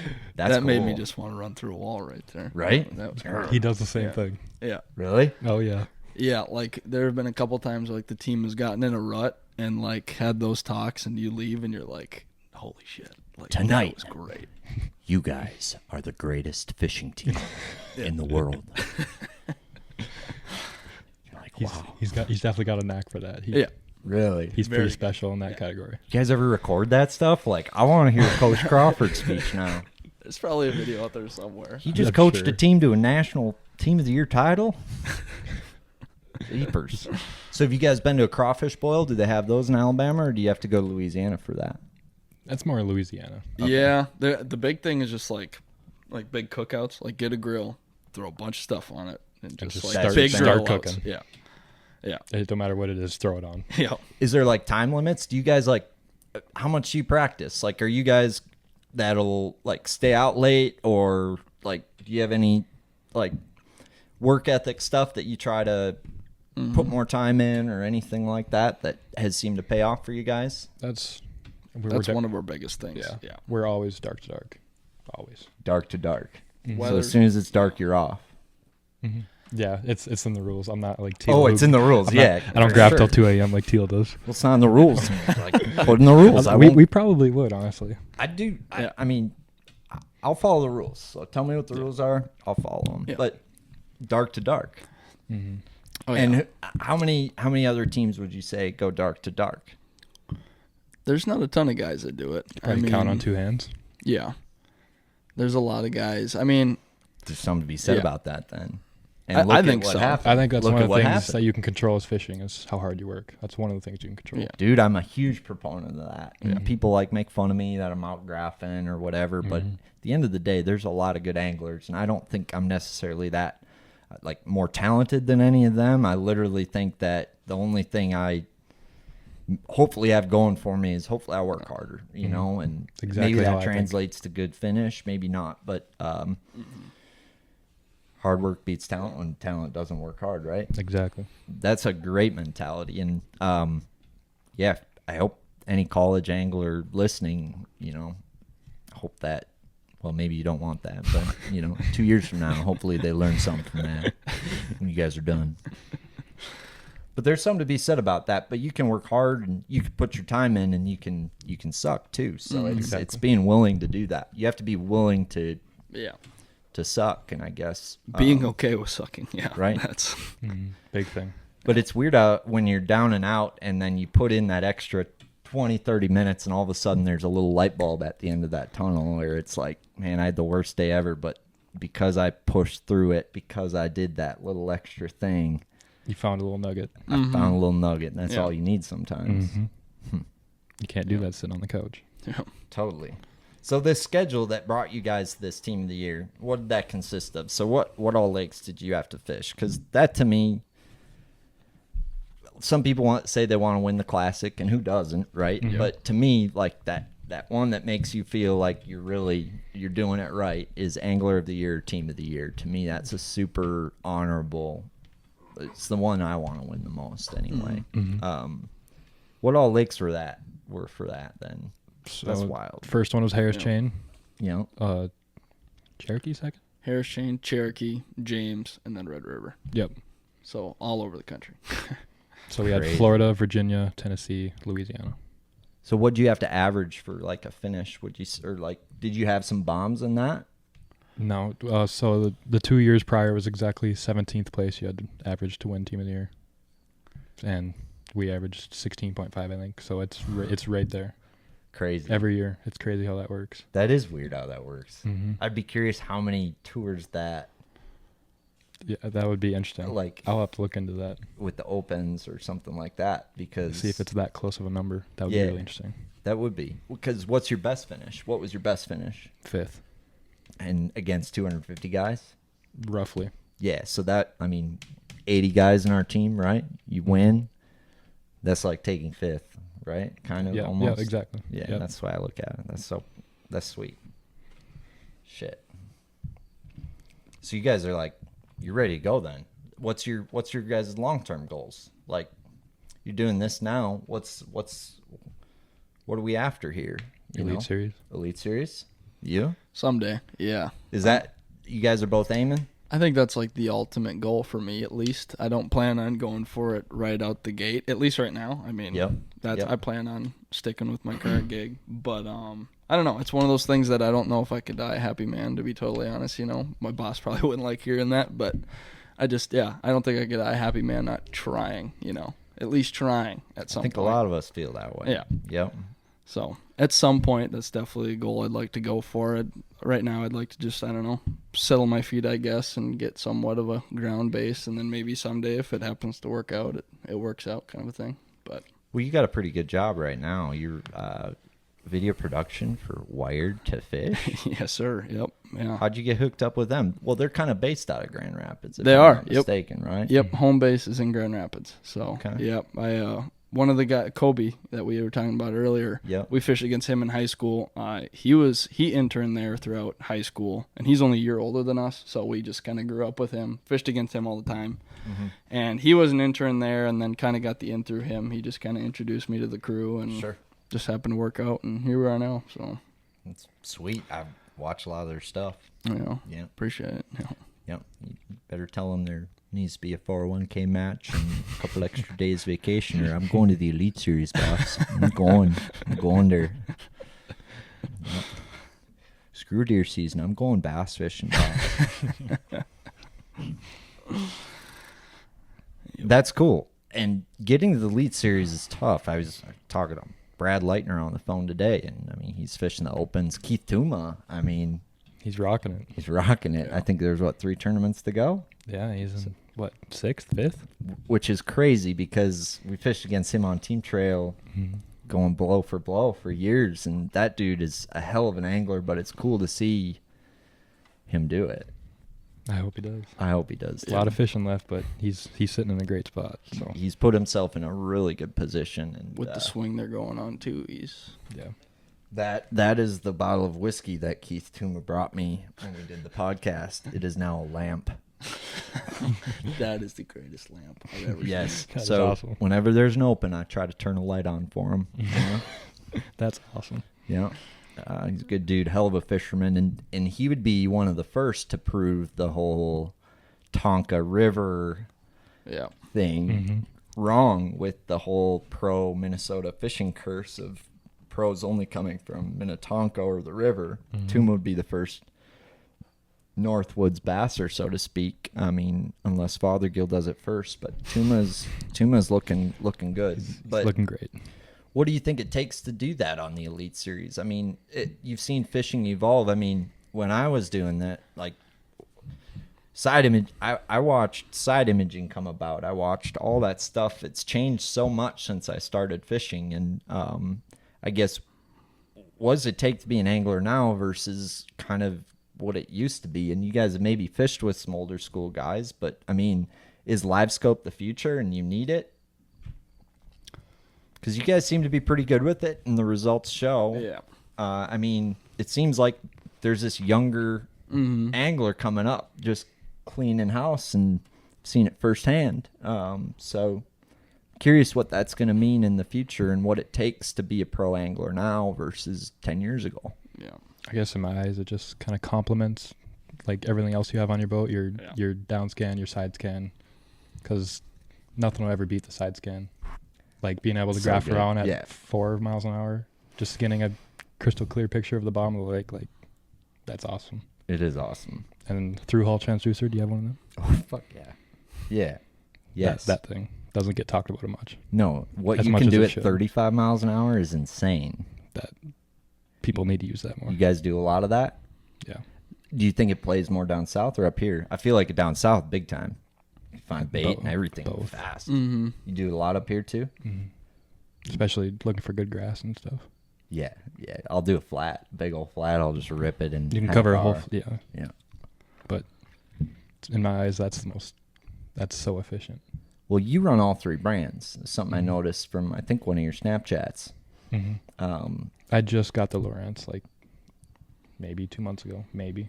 I'm a big Lowrance guy. Oh my gosh. You like it? We had the Gen 3 HDSs, and then we went to Humminbird. Now I got the lives, and oh my gosh, Yeah. awesome.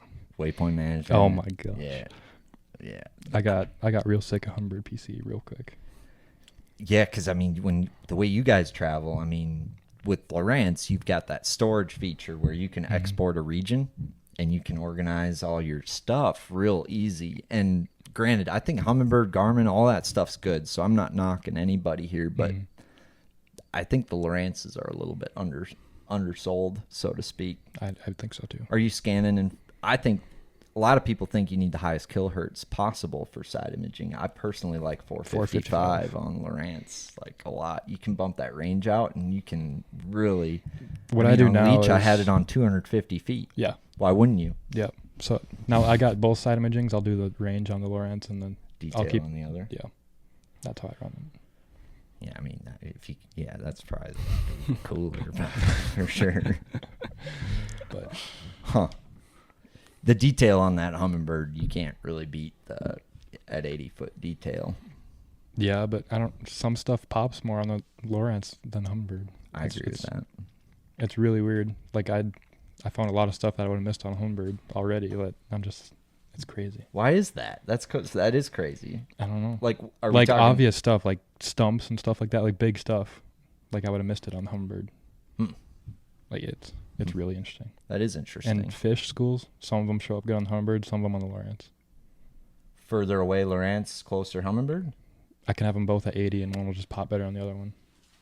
That's so crazy to me. And it's not consistent to me. Maybe it's just the way I have it set up, but like I'll be graphing and I'll see a school on Lowrance, doesn't show on Humminbird, and later in the day Humminbird, and then not Lowrance. Interesting. It's I don't know if that's consistent with everyone that runs both brands or. Well, one transducer's on one side of your boat, the other's on the other. So do you think it has anything to do with where the school is, like could right be. versus left side? That's a good Like, point. If you have your Lowrance transducer on the port side, say, and the Humminbird on the starboard, and when you see them on the right side, the Humminbird's more clear, and you see them on the Lowrance, or on the left side, the Lowrance maybe. I'll have to pay attention to that. I'm just spitballing. No, here. that's a good point. I don't know. That makes a lot of sense. The advantage to running 3 brands, though, you see a lot of pros doing that. Do you run multiple brands or Two birds and then livescope. Birds and a livescope? Yeah. Both 360 for both of you? No, but I'm about to get it. Yeah, 360. Do you feel like 360 It's underutilized, just like the through hole in my eyes. Yeah, 360 I think is an amazing tool. So why do you need both in your opinion? So I hear the argument. It's always the argument 360 versus livescope, but what's the advantage? Like, when do you feel 360's more helpful, and when do you feel livescope's more helpful for maybe a guy deciding between the two, or maybe a guy wondering if he should run both? Why should you run both? 360 is way better for transitions, hard, soft bottom, sandgrass, sand, stuff like that, weed lines. Yep. That's where 360 shines, is when you're trying to follow stuff like that. For sure. And also, like my partner, like Nick, he might not be able to see livescope as much, but he can just glance at 360 and kind of have a surrounding. It helps in that aspect too. It helps 2 people fish effectively off a boat. Yeah. Sure, that makes sense. But definitely any sort of transition, 360 is the deal. For sure. Are you looking at fish and stuff on 360 too, or mostly? Yeah. You can kind of see. Oh, it moved from here to there on that. Mm-hmm. Yeah. I want to get your thoughts on something. When you have livescope on a separate, like, you know what I'm talking about, like the motorized thing. Yeah. I want to hear your thoughts on that. Man, do I have some thoughts on that? Let's hear it. 'Cause I got some thoughts too. Because we've sold a lot of boats out of Intune, and it's amazing how many Vexuses we'd see with just the most insane. Are you ready to reel in your next home purchase or refinance? Supreme Lending's Dream Team can help guide you through the entire mortgage process, from pre-qualification to closing. They have a wide variety of home loan programs in their tackle box, including down payment assistance and first-time homebuyer options. Just ask me. I trusted Aaron Dagas, a bass fisherman just like you and me, and Supreme Lending's Dream Team to help finance my first home. Contact Aaron Dagas and the Dream Team today by scanning the QR code or giving them a call at 763-326-0677. That's 763-326-0677. Did I catch a 7 in there? Or visit their website, aarondages.supremelending.com. That's AARONDAEGES.supremelending.com. This podcast is brought to you by my brother from another mother, my tournament partner, and the best rod builder north of the equator that still has 20/20 vision, Veselka Fishing and Customs, specializing in custom fishing rods. Your custom rod, the way you want it, because it has to be your rod. However, he has a wide variety to choose from, including his all-new for 2023 custom chicken rod.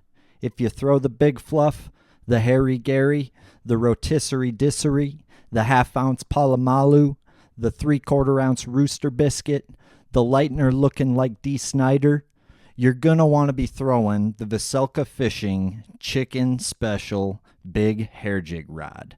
Mr. Veselka spent a lot of time on this rod, and it has the perfect action to throw, hook, and land those fish that you maybe pulled the bait out from because the rod was too stiff, or had them spit it because your rod didn't have the backbone.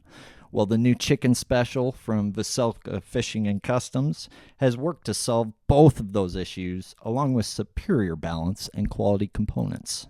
So head on over to his website, veselkafishing.com. That's VOCELKA fishing.com. Pick this rod up before it's too late, because up here in the North Country, they about to be schooling graph setups, right? And I swear to God, At first, it was putting the live scope on the trolling motor. Everybody needed it. And then like a year went by and everybody's like, I need this pole mount. I need this crappie killer pole mount. These crappie guys are killing the game with this pole mount. I need one. And everybody was going to the separate deal. And I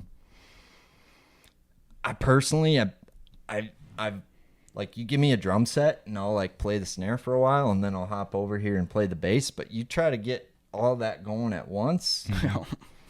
To me, it's just too much shit. Mm-hmm. So I personally, I'd rather have it on the trolling motor. Now, I understand that there's not I can't use it with spot lock or whatever, but how much spot locked, I hope I know where I'm casting exactly at that how much point. do you want to look around while you're on spot lock? I don't mind fishing like I used to fish once I know they're there. Exactly. Yep. You know what I mean? Yep. You guys still do that? Exactly. Yep. Oh, yeah. So nice to see our youth still fishing, you know, still doing it the old way. Mm-hmm. Yep. I'm Randy Blockett, and I approve this message.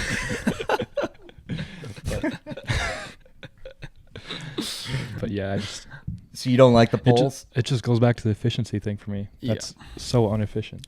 So Nick, you don't bring a portable pole that you suction cup to the side of Easton's boat, and you got your little portable ice bundle that you're like, oh, I'm just gonna do my thing back here. No, we're not there yet. Severson we'll never does will that, be. I think. Really? We do. Yeah, my he's dad good, does it too. in that walleye tournament we do every year. Yep. My dad has done that. You're like, Well, Gordy, come on. it's just really tough to do because the boat's moving constantly, and him on the side trying to aim at a fish, and by the time he sees it, tries to cast, it's just really hard for him to do. But You got the trolling motor pulled up. You're waiting for him to pull his pole up. But I don't know. It's just. But that goes back to how I might have a different style than everyone else. Yeah. So your deal's, I guess, your style's working, whatever you're doing. That makes sense. So poles are not cool. That's like, in my eyes. yeah. That's like, well, you might as well pull up in a yellow beetle for this tournament. Slug bug.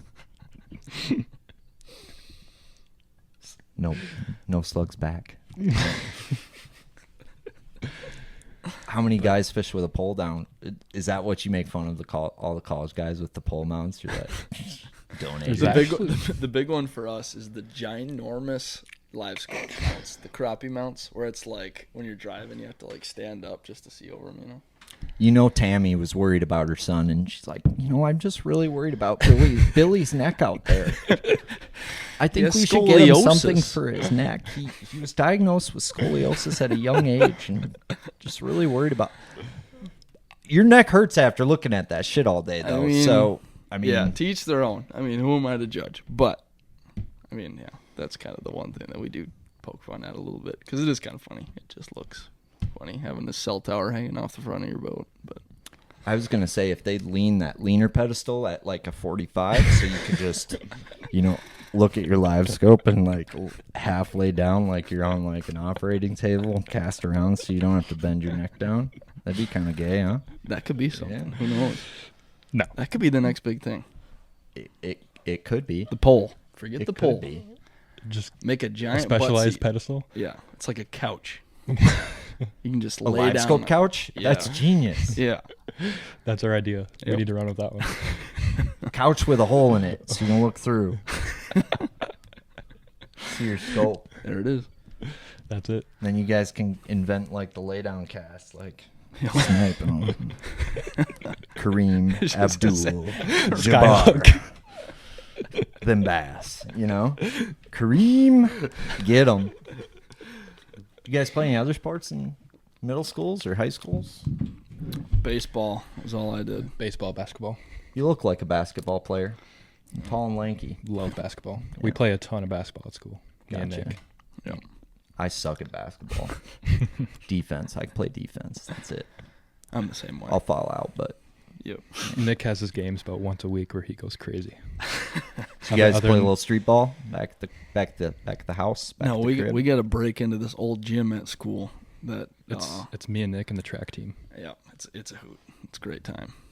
Quite the dynamic. How we got the in with the track team, I don't know, but we did somehow. Is there any girls on the fishing team? No, I don't know if that'll happen at our school.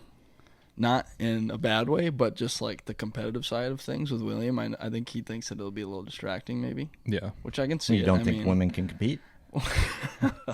Oof, tough card there. No, they can. They can. He mentioned that, like when we travel tournaments, the sleeping You situation. think there's a physical advantage that men have with fishing? No. Is it a physical advantage? Is it the stature? You're in a hole, Nick. Yeah, I never said that. You think women can't do it as good? Because they're women? Your words, not mine. Question, not an answer. No.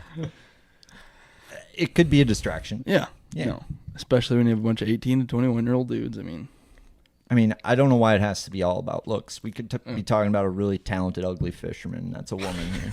Like, it does not have to be hot. Like, why does she have to? Automatically has to be hot. No. Right when I brought it up. No, that's cool though. That's cool though. Is it no college fishing women anywhere? No, there's some. there's some. Yeah, you're starting to see it more and more, which is a cool thing. I mean, because it is that sport where, anyone can do it. That's one thing that's cool about it. You don't got to be jacked. You don't got to be giant, Is there any men that are identifying as women that are fishing? That's becoming a thing in other sports. So I was just curious if that's hit the fishing level All the Auburn guys might. I don't know. It's funny. I was thinking the same thing. if you guys, the Auburn, That's our rival. that's your rival. Got it. If you guys really wanted to change the game, you should go into that natty identifying as women and be the first women Caitlyn to Jenner. be in the bracket. Just Caitlyn Jenner that shit. Yeah. That's gold. You could be Easton Fothergill. That's good. I see what you did there. It's got a little ring to it. Very creative. Thank you. Thought of it myself.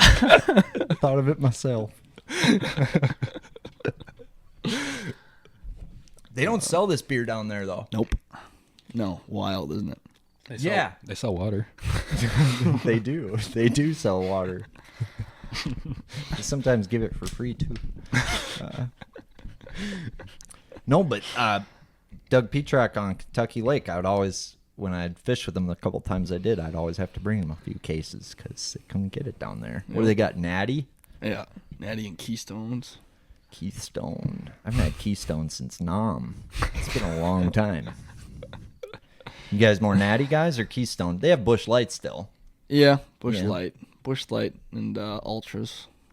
Yeah, Ultras are, They get the job done. They get it's cold beer. It's good. Hey. Yeah. Oat soda's oat soda at the end of the day. It's poison, though. You guys really shouldn't be drinking that stuff. We don't. No. I'll stick with my water. Your bodies are still developing. So do you guys like get with classes and stuff? What's your majors? Like, you're going to school too. You're not just fishing here, right? There's a school thing. So I'm majoring in marketing and then double minoring in social media administration and sports business. So, Same. yeah. Yeah, Tommy, lots of people go to school for 10 years. They're called doctors. That's like 8 majors, bud, or something. How many majors was that? Just one major, But but a double major minor. in sports Two science, minors. marketing, Yeah. and fitness, and weightlifting. What's your major? Same thing. You're going to have to repeat all that. I can't remember. All right. We're majoring in marketing, Okay. minor in sports business, and social media administration. Gotcha. So you guys have the same class schedule and everything. Damn near. Yeah. Pretty much. How many kids go to this school? What is it? 4,000? Something Is like it that? that. That's I a think. decent amount. It's 1,000 yeah. a grade. It's not. It's not too bad. It's not. It's like the perfect size because it's small enough. That's one thing that's been big with us is like our class sizes are like 12 to 25 kids. It's like going to Brainerd now. Yeah, pretty much. All of our professors greet us by name when we walk in. Yeah. It's pretty cool. So that's what's that's really really saved nice. us there. Yeah. Yeah. Is being able to like talk to your I professor. mean, you guys are like big shits on campus. So everyone knows you. Like, yeah. Nice job in the tournament last week, Mr. Fothergill. Yes, Professor. That's about how it goes. Yeah, that's cool. Like, so with fishing tournaments and stuff, they're pretty easy on you for those. It's like Yeah. being a We do take a lot of online classes too, so we can do it on the road. jeez. It's like Roll Tide. I'm a D1 football player. My gosh, you guys don't even need to do homework. You guys don't have to do shit. No, there's a lot of homework going around the road. Yeah. A lot of sleepless nights. Well, they have little smart people to do that for you guys, right? You guys have little helpers. Travel I with don't. Maybe he does. He Not hasn't me. told me. No. He needs to hook me up if he does. But No. You guys don't have a cheerleading Try squad? to be a good scholar. No, our cheerleaders. Yeah, that's not. It's not where the talent pool lies. No. That's what I was looking for. Okay. Yeah. I got you. Yeah. Hey, anyone can cheer. Exactly. Anyone. We should double. We can do 2 sports. Doing the cheer I'm team. not cheering. You don't seem to be a cheering type of guy, Mr. Fothergill. No. I'll watch. I'll watch the cheering. Yeah. So, do you think Earth is on a ticking time bomb? Where are you going? I like it already. Do you think... How many more years do you think there will be an Elite Series before we find out that aliens are real and on this Earth? Do you think that's coming in the next... Like, what happens first?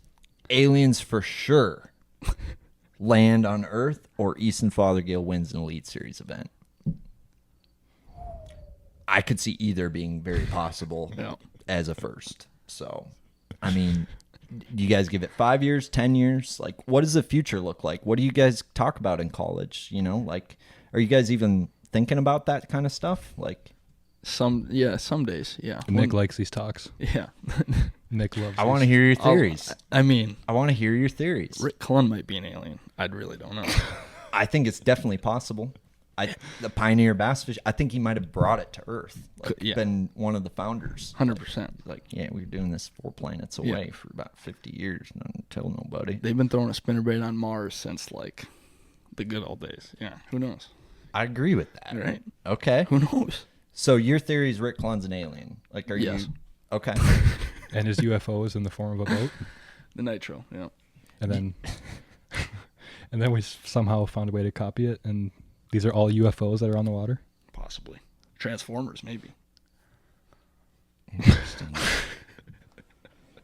Do you guys have, like, before we get too far into that, do you guys have, like, a favorite angler that you guys looked up to when you were younger that maybe inspired the way you fish, or a guy who's always been kind of like your guy?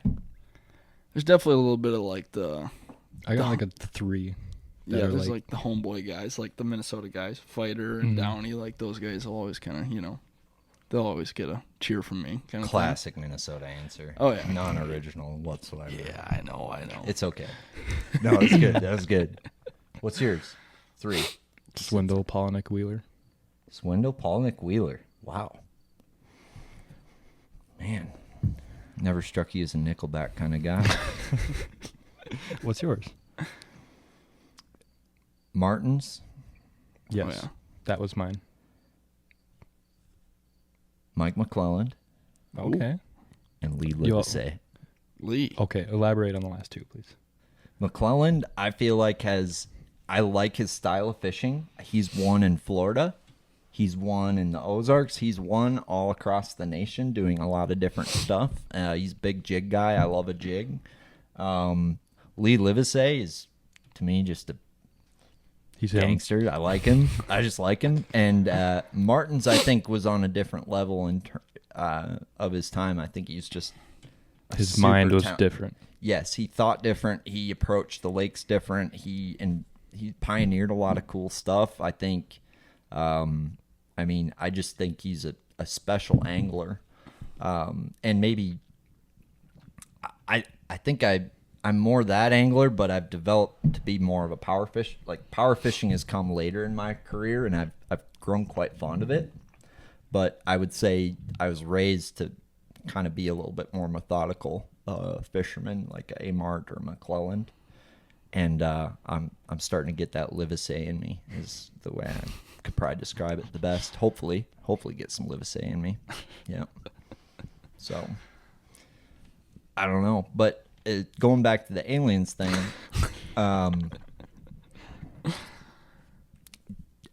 do you think they've been here for a while? Like, I'm curious. You said he's really into this, and you're like, I don't know, man. I like listening. I want to hear your theories. This is how we get over road trips sometimes. Is he goes in these rabbit holes I'll and I ask just a listen. dumbass question. I was born in a rabbit hole. It's tough, man. I don't know. I would say yes. I would say aliens have been here. If they're here now, I don't know. Are you an alien? Could be. How many licks does it take to get to the center of a lollipop? I don't usually No. only lick it 5 times, and then I'm like, I'm impatient. What do you think? So my sister's husband now has made me rethink a lot of things, and I kind of like his theory. His theory is that we originally inhabited Mars, right? Ooh, that's a hot take. And Mars, the world ended on Mars, and human civilization began here based on people who traveled away from Mars when that planet ended.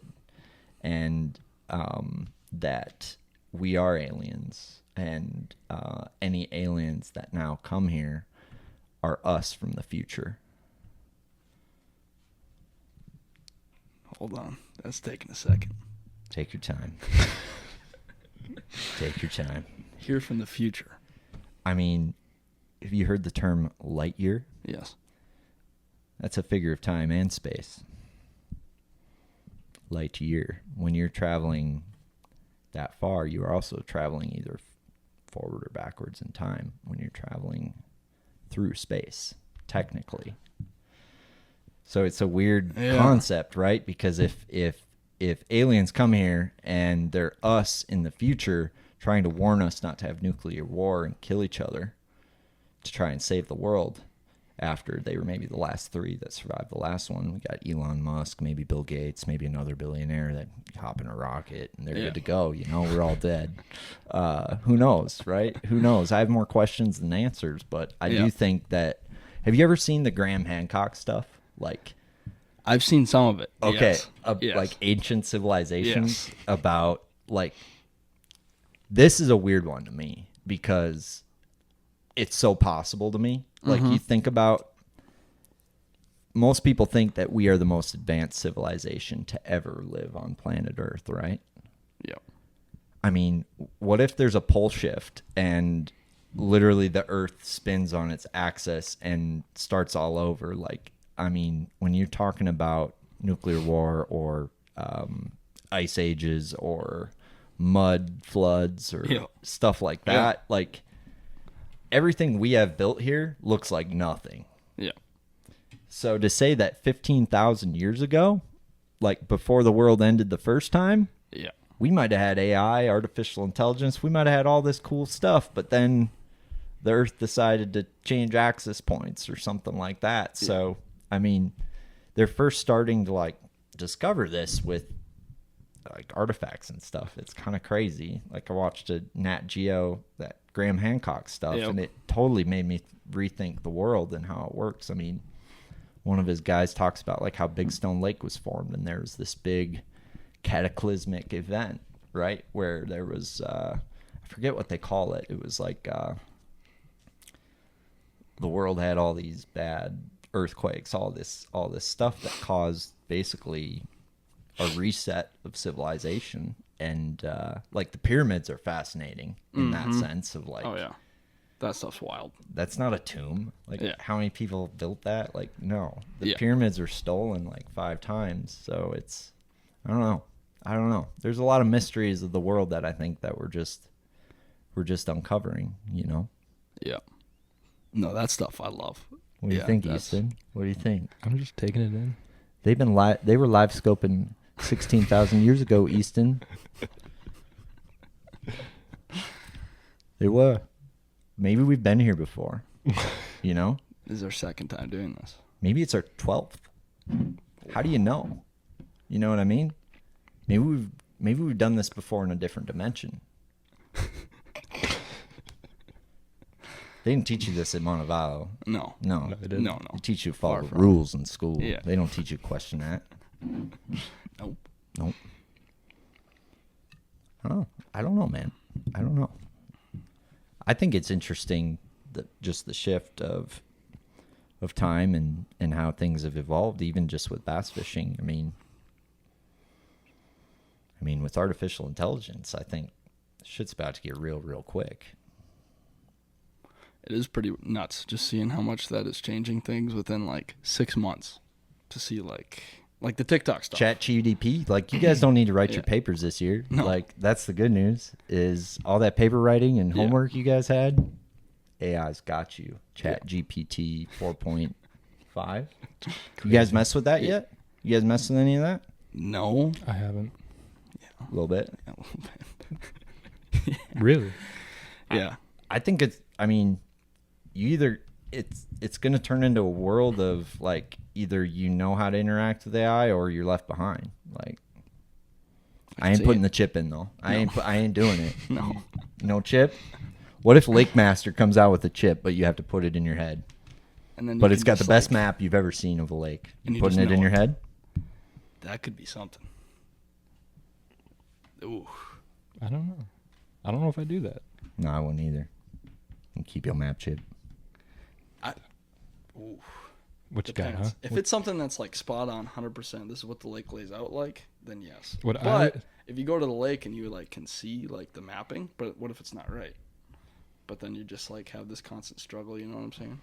Yeah. Something I always think about is when I'm graphing around with stuff, what if like you could say like, hey, I want a flag where every 5-pounder is sitting right now. I always think about like how many flags would there be around me? Or even bass. You know them tracking tools? Like the GPS trackers? I think about that all the time. Oh, that's all I want to do is like, give me like 15 of them. I just want to track like 15 bass. There's probably something to be had there. Some kind of You think? some kind of biologist type. Dude, there's such a play there. Like imagine if you something knew could be there. how the bass moved, when they moved, why they moved, and you could literally see everything. You could see the weather change, and you could see how they react to it. You could see everything. That's a business opportunity. Well, I'm just wondering, do people do that? Like, can you buy them trackers and put them on bass? Like, to me, that's almost cheating. Is it cheating? Has anyone done that? To me, I want to do it, but I don't know if I can. Who knows? Not that I've heard of. Wired to Fish has to have done that by now. Like, No comment. yeah, it's called sending Dumke down there with a snorkel. Iron lungs after my couple years interning. Well, you said you did a lot of underwater shit. Hey, I didn't clarify. They didn't put scuba on you? No. You just had to hold your breath. No, it's all pole cam stuff. He can swim to 200 feet. Yeah. You It's guys the ever alien scuba? in me. ever A little scuba? bit. I have not. No. No. No. I'd love to though. That'd be kind of cool. Yeah. Mm-hmm. That'd Yeah. be super sweet. Where you guys just pull up to the ramp without a boat in the morning, just a couple of scuba, just like, no, we're practicing. We're graphing today. You just hop off the dock and see you guys at dark. That would be new. That would be new. Then you have like this little waterproof clicker that you can waypoint the shit underwater. Now we're getting somewhere. The amount of great ideas that have come within the past 20 minutes we could really change something here. Yeah.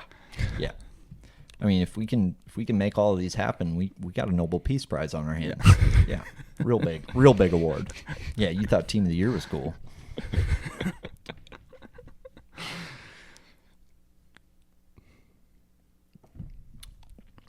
So, you guys don't even talk to girls.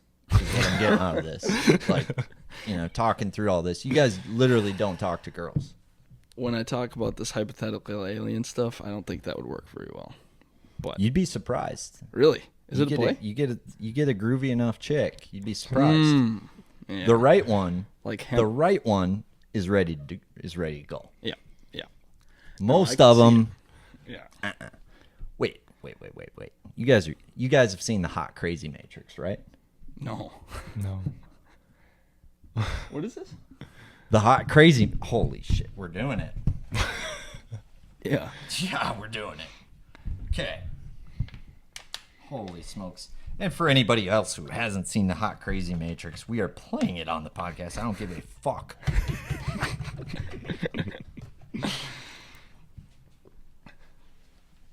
Oh my gosh. You got.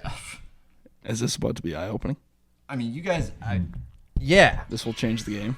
This is the best life advice you will ever get once the progressive commercial's over.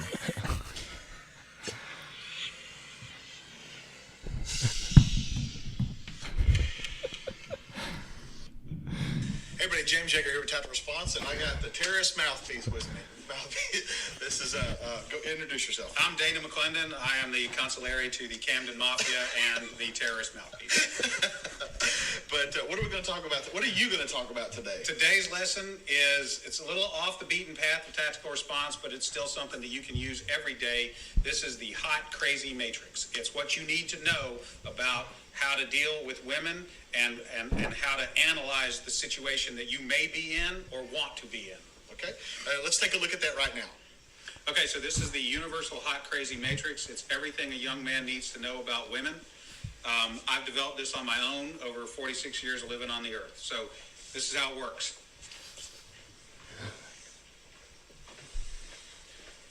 You have your crazy axis and your hot axis.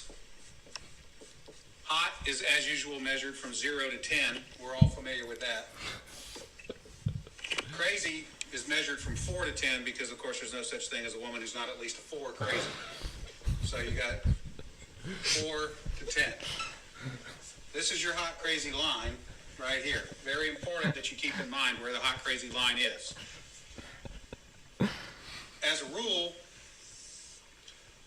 this is your no-go zone. We do not hang around and date and marry women who are not, at least in our mind, a 5. So this is your no-go zone. You don't go here. We just rule this out. Life is better this way. That's the way it is. All right. Above a 5 and to about an 8 and below the crazy line, this is your fun zone. You can hang out here and meet these girls and spend time with them. That's your fun zone. But keep in mind, when you're in the fun zone, you want to move out of the fun zone to a more permanent location. Okay? So that's the fun zone above a 5, hot, below an 8, hot, and below the crazy line. This means these are, most of the time, not crazy. Okay? Above the danger zone, above the crazy line, we have the danger zone. This is your redheads, your strippers, anyone named Tiffany, hairdressers. This is where your car gets keyed. You get a bunny in the pot. Your tires get slashed, and you wind up in jail. Now that we have some of the chart filled in, we got a couple more pieces to put in. But at this point, understand something. This is not a static environment. This is a situation where you have got to use this matrix over time to develop some reliable data. It's like a dope chart, okay? Because at any moment in time, any woman that you have previously located on this chart can vanish from that location and appear anywhere else on the chart. So what you have to do is, over time, collect some data. And once you have a cluster of data points, you can begin to consider that reliable. Now, moving on, you have this zone here. This is below the crazy line, above an 8 hot, but still, about a 7 crazy. This is your date zone. You can stay in the date zone indefinitely. These are women that you introduce to your friends and your family. They're good looking and they're reasonably not crazy most of the time. Okay, so you can stay here indefinitely. Now, above an 8 hot and between about a 7 and a 5 crazy, this is your wife zone. Okay, when you meet this girl, you should consider a long-term relationship. This zone is not scaled to size. This is a representation and not an actual. This is not a pie chart showing you how many of these people are out there. This is simply a representation of what you're after. You want to be 5 to 7 crazy above an 8 hot. That's your wife zone. Okay. Now, below a 5 crazy and above an 8 hot, this is your unicorn zone. These things don't exist. If you find a unicorn, please capture it safely, keep it alive. We'd like to study it and maybe look at how to replicate that. Okay? So I was explaining this to a guy one time, and he said, "Wait a minute. I met this girl, and she's like smoking hot. She's like at least a 9, and she's chill. She's totally cool. She's like not even a 3 crazy." I said, "You're telling me you've met a girl, she's a 9 hot, and she's like a 2 or a 3 crazy?" He said, "Yeah, man, I like her a lot." I said, "You should be careful. That's a dude. You're talking to a tranny." So you got to be careful, because How have we not seen that? I was asking the same thing. It's like, what? You Oh haven't my seen that God. yet? That is a prerequisite for anything. Wow. And he did that a long time ago. You did. Man. Can you imagine if you guys would have seen that before freshman year? Oh my gosh. Different life path. That's incredible. That's one of my favorites. So you two in the boat, you guys, I mean, finding a good tournament partner is, to me, it's kind of like finding a wife, right? There's you could almost call it its own matrix for a tournament partner. Not maybe the same as Hot Crazy, but I don't think finding a good fishing partner is as easy as one would think. And you two seem to make a pretty good team. And I'm curious, there are things, to me, it's a lot like a wife or a, what causes most divorces? Finances, communication. Mm-hmm. And you get sick of spending time with that other person, whatever it might be. Do you guys, are you guys similar styles? Or are you guys polar opposites? I've seen it work both ways, where certain polar opposites can do really well together if they're willing to listen to each other, and other times, like Dane and I are pretty similar, but we're kind of open and we do a lots of different things. Mm-hmm. Easton, how do you guys fish together? To be honest, we're really close to the same person, same personality, pretty much, both kind of quiet, kind of, I don't know. You guys fight over who gets to do what then? If you like doing the same thing, I guess. Okay, you can throw the shaky head for the first 2 hours. Then I get to throw the shaky head. We've never talked about this, but I guess when we kind of get on a deal, I kind of tend to just run with the deal, and he kind of looks for off-the-wall stuff, kind of throws different stuff in practice. We've never really said anything about that, but that's kind of just how it happens with us. Yeah. I think that's the biggest thing, is it's never been like we don't even talk about stuff. It's like it just happens. No. And it's I think that's just a thing of us fishing together for so long. Like, we fished together since sophomore year of high school, grew up together.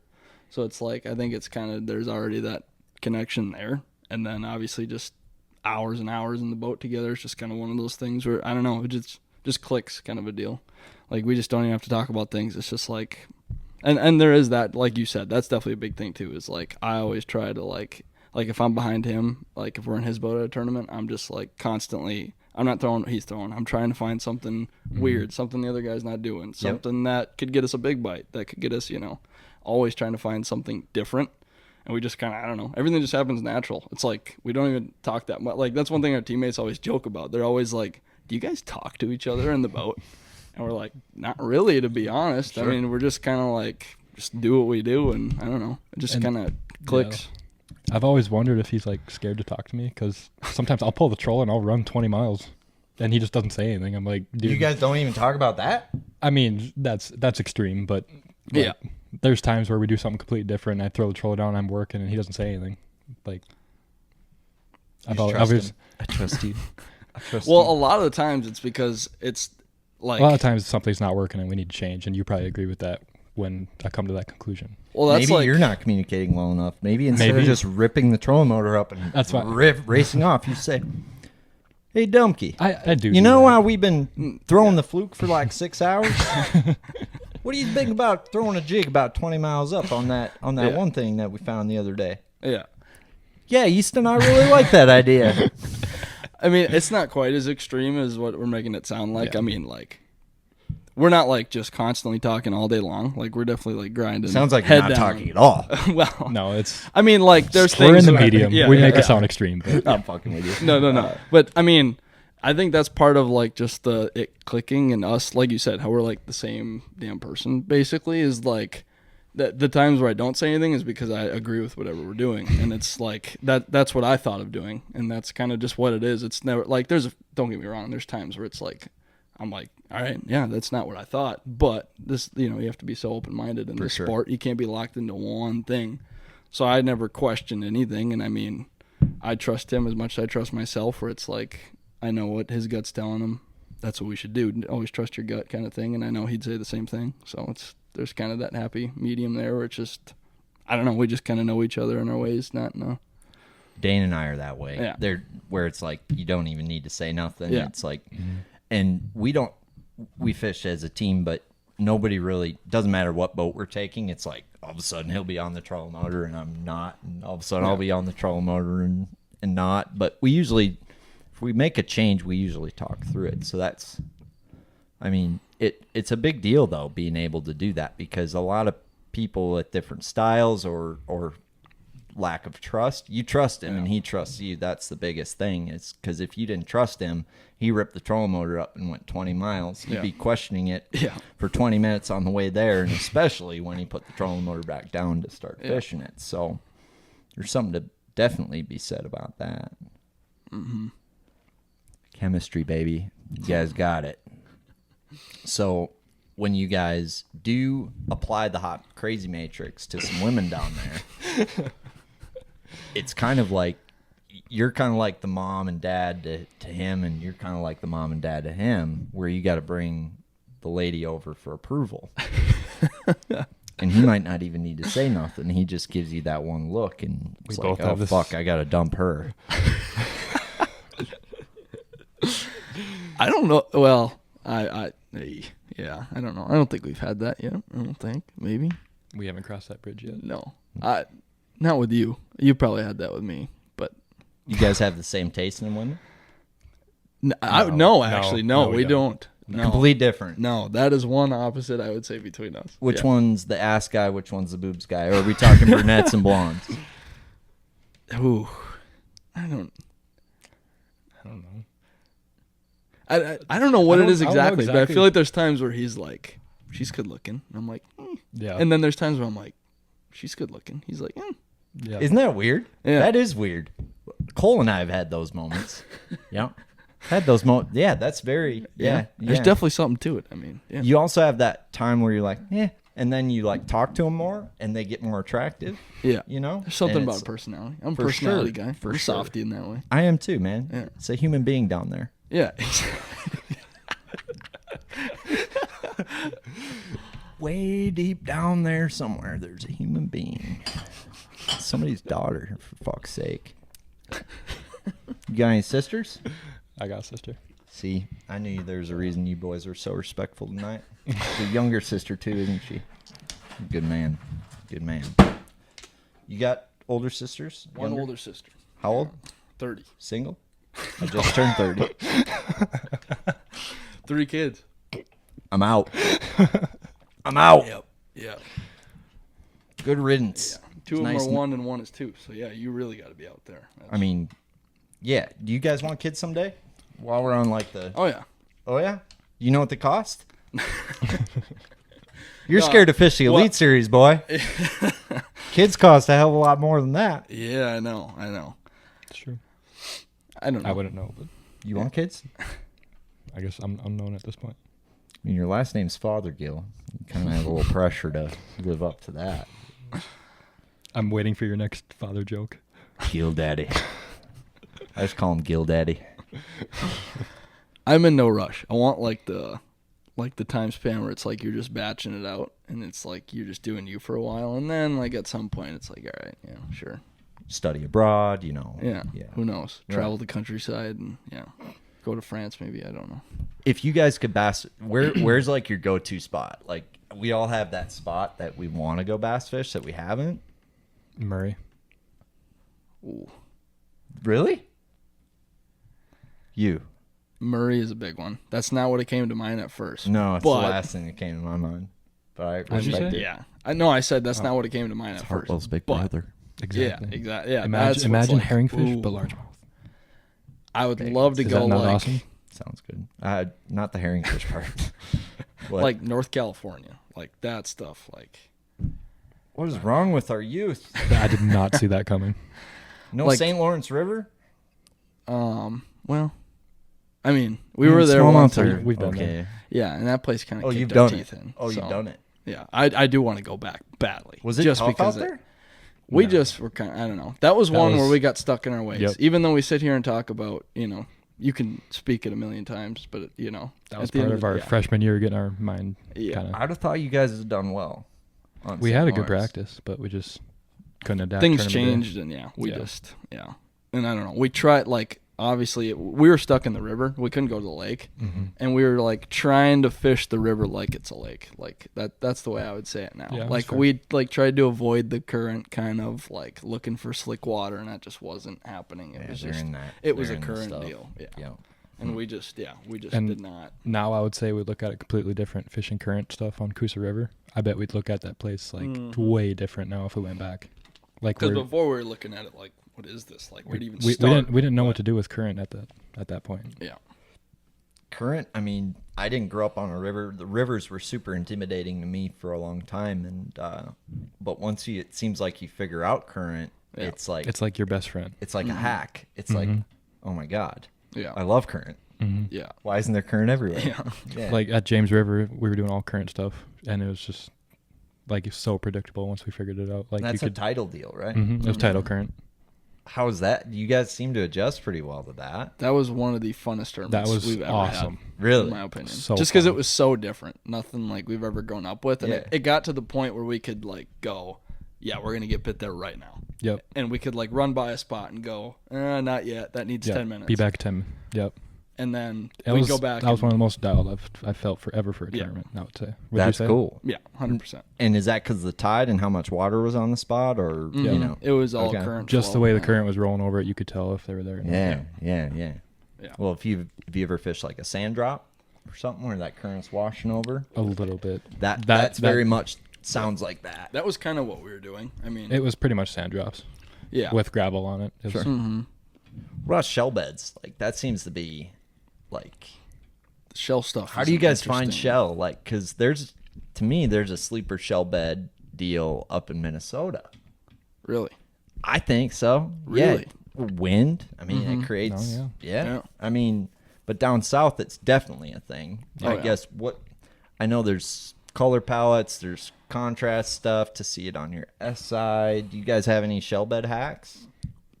At Harris Chain, I mean, we kind of got it a little bit dialed in. The Yeah, color it's 'cause palette it's thing grass is or big. shell. It's, Yeah, you have, yeah.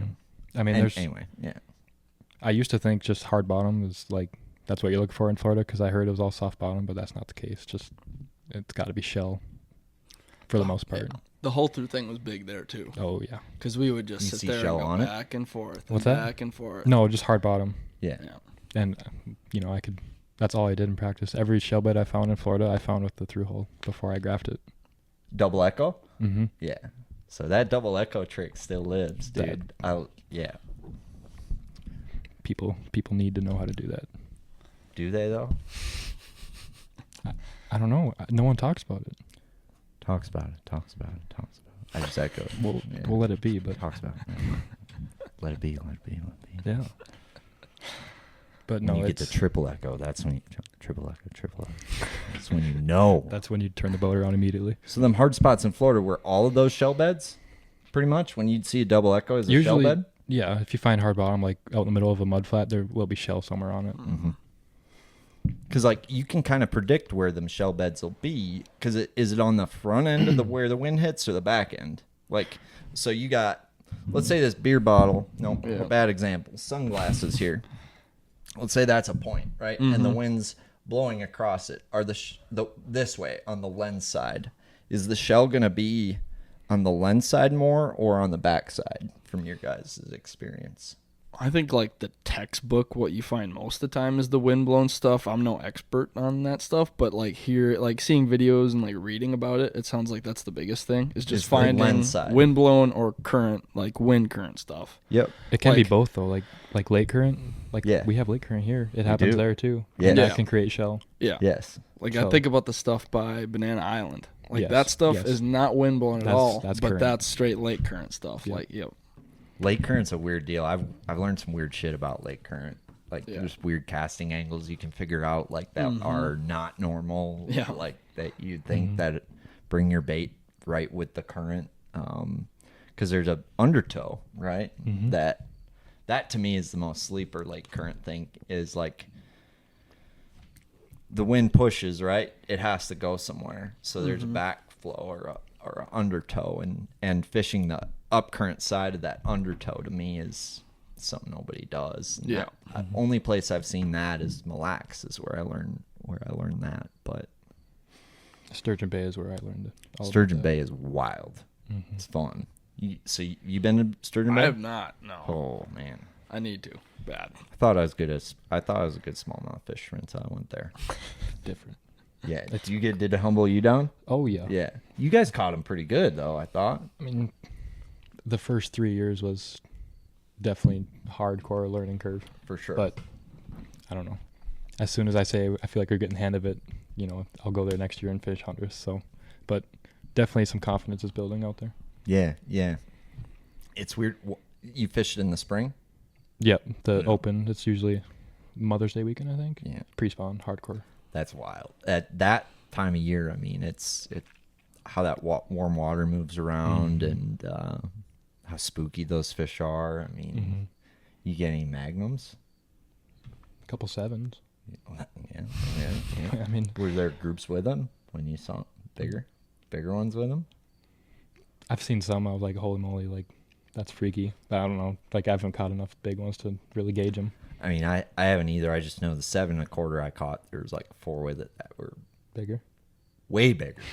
Like 8. I caught the littlest one in the bunch, and it was 7.25. Like Yeah. obviously the littlest. It was wild. It was the conditions were perfect. I mean, full moon, right before dark, Yeah. in a ditch. Yeah, but crazy.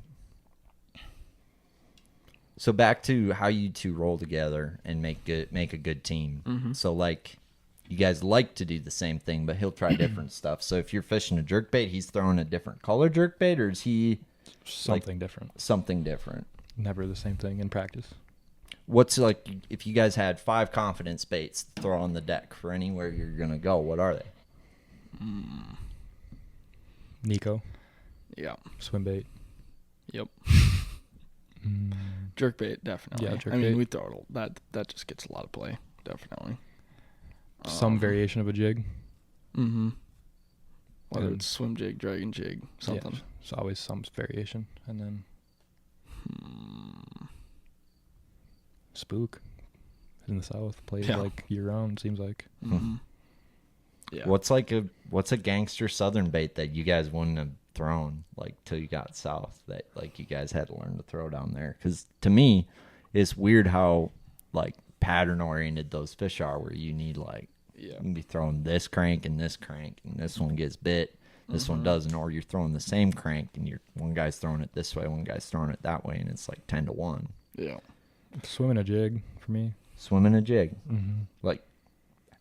like in the grass, like shallow.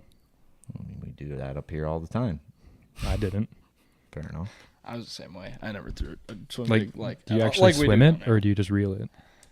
Well, I mean, what's Like the difference? talking Coosa like shake. the Coosa shake. Yeah. Oh, the Alabama. Yeah. The Alabama swim jig technique. Yeah. Yeah. That's a deal. I called BS, but Yeah. I still call it BS. no, it's wild. it is wild. It I don't like- work up here. It doesn't. can't get I haven't him. tried it yet. I can't get them to eat it up here. Really? With that, no. I saw it down there because you got onto it before I did. You were like getting good with it, getting comfortable with it, telling me stories, coming back, and all the times that I went and tried, I just could not get on it. I could not get bit doing it. Down there, like doing it how like this is like what we were talking about earlier, like doing it how I think I should be doing it. But then there was one day when I went out and I was just like, I'm throwing a damn swim jig. I'm not gonna put it down until I learn this thing.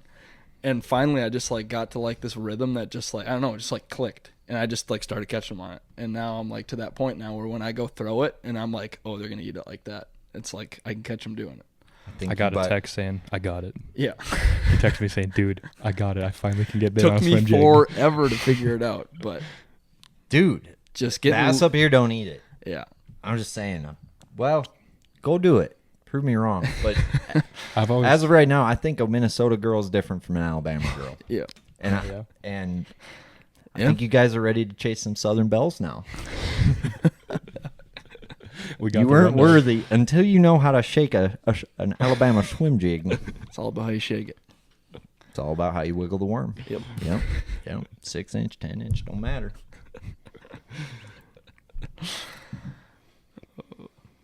It was something else. Southern tactic. Dumke. Yeah. That How was you something. fish it down That's there? Canadian. No, it's different. But down we there. don't fish a Canadian down It's there. the Christie forward facing Dumke. Yeah. Yeah. Hover strolling.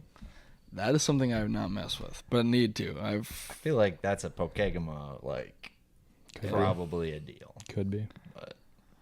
Who knows? It's. That's something I haven't messed with yet. So I'm enough, surprised we a little haven't, bit. because usually we like to mess with that kind of stuff. But You guys are somehow live that's- scopers. If you guys haven't messed with it, Yeah. Usually when something new comes around, we're usually on top of it. That's something we need Yeah. to get caught up with. Has there been anything new that you guys have really found some success with that you guys felt like you're on like the front end of? Nick's got a bait that he figured out. I'm not giving you anything on it. Oh but- man, now you throw me on the table. Sheesh. If you don't want to give it up, No, you we don't ain't have giving it to. up. It's a weapon. No. Yeah, It's a weapon. It is a weapon. it's pretty dangerous. Okay. But Well, let's off go tape, about off tape. let's go about 4 calibers lighter. Okay. What's a weapon everybody knows about that you guys have used and made some hay on, like banana clip in the chamber, like let's go, got you, bang, you're dead. The sneaky weapon has saved our heinies plenty of times. Dumke's big. I feel like we kind of got that pretty dialed. Yeah. I feel like. The And that- Dumke. That was something. I mean, that's obviously been around forever, but that was something kind of cool. Was if I feel like we were kind of on the cusp of the front end of that down south. Mm-hmm. Not, I'm not saying we paved the way by any On them means, spot you know. fisheries mostly, or Yeah, any, but, any like, place. But like I remember like our where we were doing it. yeah and that how type of- yeah. no one was really doing it, and then like Christy kind of showed it, and then now we're seeing people do it more, and some kids caught on to us just like what we were Kids on doing. the team, yeah. But that was something that was kind of cool, was to see that where we kind of, again, not saying we like paved the path by any means, but it was kind of cool because a lot of kids like on Mitchell, that was a big thing that stands out, was kids were like, in the wintertime, that's when we like found it out, and kids were like, how are you catching 15 pounds right now? On And we were like, Mitchell? part of the Coosa. It's the lake below delay.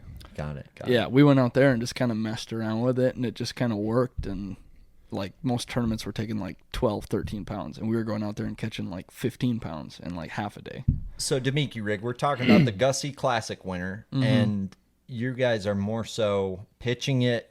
Are we talking like pitching it 40 feet and penduluming it back, or are we shaking it, or like what is this deal we're talking about, this Dumke? Because most people are thinking of is you drop it and you hang it, Yeah. hang a minute. No, we're casting it Yeah. usually. How far are you Usually- throwing it? 300, 400 yards. 80 feet, 100 feet. Okay, It's- so you're it's- bombing it.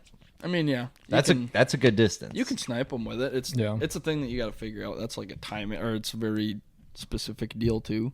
Well, yeah, like you gotta rate- keep rate it of right fall. above their head and get it right where it needs to be. So Yeah. you're tight lining it at 100 basically and penduluming it You just always got to keep it on top of them. Right, got like it. on top of them. no matter what. If you go below them, they're not biting usually. So you want to use a bait light enough, but yet heavy enough type of deal. Exactly. That's, And the thing with spots is they're usually swimming at 100 miles an hour, so you need something heavy enough to get in front of them, but light enough to, fish them hang- effectively. Hang above them. Yeah. I can't really think of it. Like the swim bait, that's been a good one for us, I would say. I feel like- Different forms and variations. Yeah. Use the same head for the Dumke as the swim bait, or different deal. I'm a ball head guy, like day in and day out. sonar minnow or die. Yeah, that's the way I am. Got it. Yeah. There's time and a place where, like, like the Dougie head, the Douglas, like Goldeneye, that's, yeah. yeah. that's definitely like always, that's a staple you got to have in the box for like big swim bait stuff. But like otherwise, personally, I'm just a ball head or die kind of guy. Tungsten. Are you guys big with the tungsten on the forward facing, or because tungsten shows up better, right? That's what they say. I don't know. I'm not too specific with it personally. I do both. It's kind of whatever bait I'm using, I try and vary with it. Some baits, I don't know, seem to work better on lead than they do tungsten, and vice versa, kind of a thing. It is weird how that works. Mm-hmm. That's cool though. Yeah. I'm excited to hear about that sneaky one. Sorry, motherfuckers. You get to miss out. You get to I miss don't out. know These if guys we're are getting they're just holding it all in tonight for us. Teal's getting ahead of himself. Yeah. Hey, I showed the goods. You can't give me no shit. I showed the goods. Came into my house, I showed the goods. Showed the goods. No, I don't know. I feel like bait's been knocked off for everything. Everything comes from something, right? Exactly. So that's the tough part about it. But as far as like knockoff baits, I mean, we've had a lot come out recently. Mm-hmm. A lot of controversy around that. That's definitely about the knockoffs. I don't know, like you said, everything comes from something. So I think that's just how the industry has been working for the last quite a few years. And at Wired to Fish, it's innovative, but it costs you this much for us to publish that. Is that how that works? No comment. Hey, Rapala and Berkeley are good clients. I don't want to mess with them. No pressure. I don't know. Pressure. I think that, I mean, the whole world runs around that like whole deal. Like everything comes from, keep saying that. Everything comes from something though, and that's really what it is. Like Ford made the first car. Should I only run a Ford because they were the first ones to do it? You think Drake writes his own raps? Exactly. Yeah. The fuck he does. Yeah. So I don't understand. I guess I can get where people are coming from that, you know, at first it's like, oh man, they knocked that off. But then when you really think about it, it's like Yamamoto made the first Senko. Should I only throw Yamamoto? And what? Shamed all these other companies that also made one? It's, you know, if that was true, we'd just have these companies who have one bait and then... The ballpoint pen was patented by Earl John James back in 1977. So Earl Ballpoint. Yeah, or Ballpoint Jr. So yeah, what is the biggest knockoff bait? I mean, what's the biggest knockoff company besides American ones? I mean, the Vision 110's been knocked off. The Sweet Beaver, I think, has been knocked off more than any other soft bait. But I mean, the Senko along with that. Mm-hmm. Imagine inventing the Berkeley, the power worm, Mr. Culprit himself. Yeah. Is that who did it? I forget. Was it the Culprit guy? Was that the original curly tail worm? I'm not sure. I feel like it was. I feel like that was long before my time. So yeah. But I feel like hearing old man stories of the culprit worm. Yeah. I'll throw that thing in the lily pads and. Yeah. Now everything's coming out. Everybody's coming out with everything. In football, everybody's got everything. The newest one is that the dense plastic, like the poop bait. Oh yeah. Like the you guys fuck with that? Tanuki. You guys fuck with that? I haven't. Not messed Never with thrown with it. Like no. Not in quotation marks. Never have. There's just something, I don't know. It just hasn't drawn me, and I don't see like the why. I don't know. Yeah.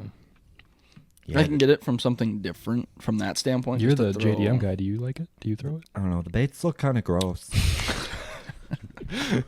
Baits look a little bit grody. I like the prettier ones. I like the flashier, prettier ones, usually. If it's got enough sparkles, I usually go for it.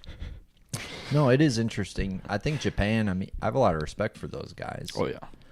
Mm-hmm. But I was going to ask you boys about the glide bait craze a little bit, and if you guys have succumbed to that, because that to me is a good forward-facing sonar type bait. Yeah. It's a good fish locating bait. Fish seem to follow it a lot. You guys fuck with that? Just this last year is when we started dwelling into that game.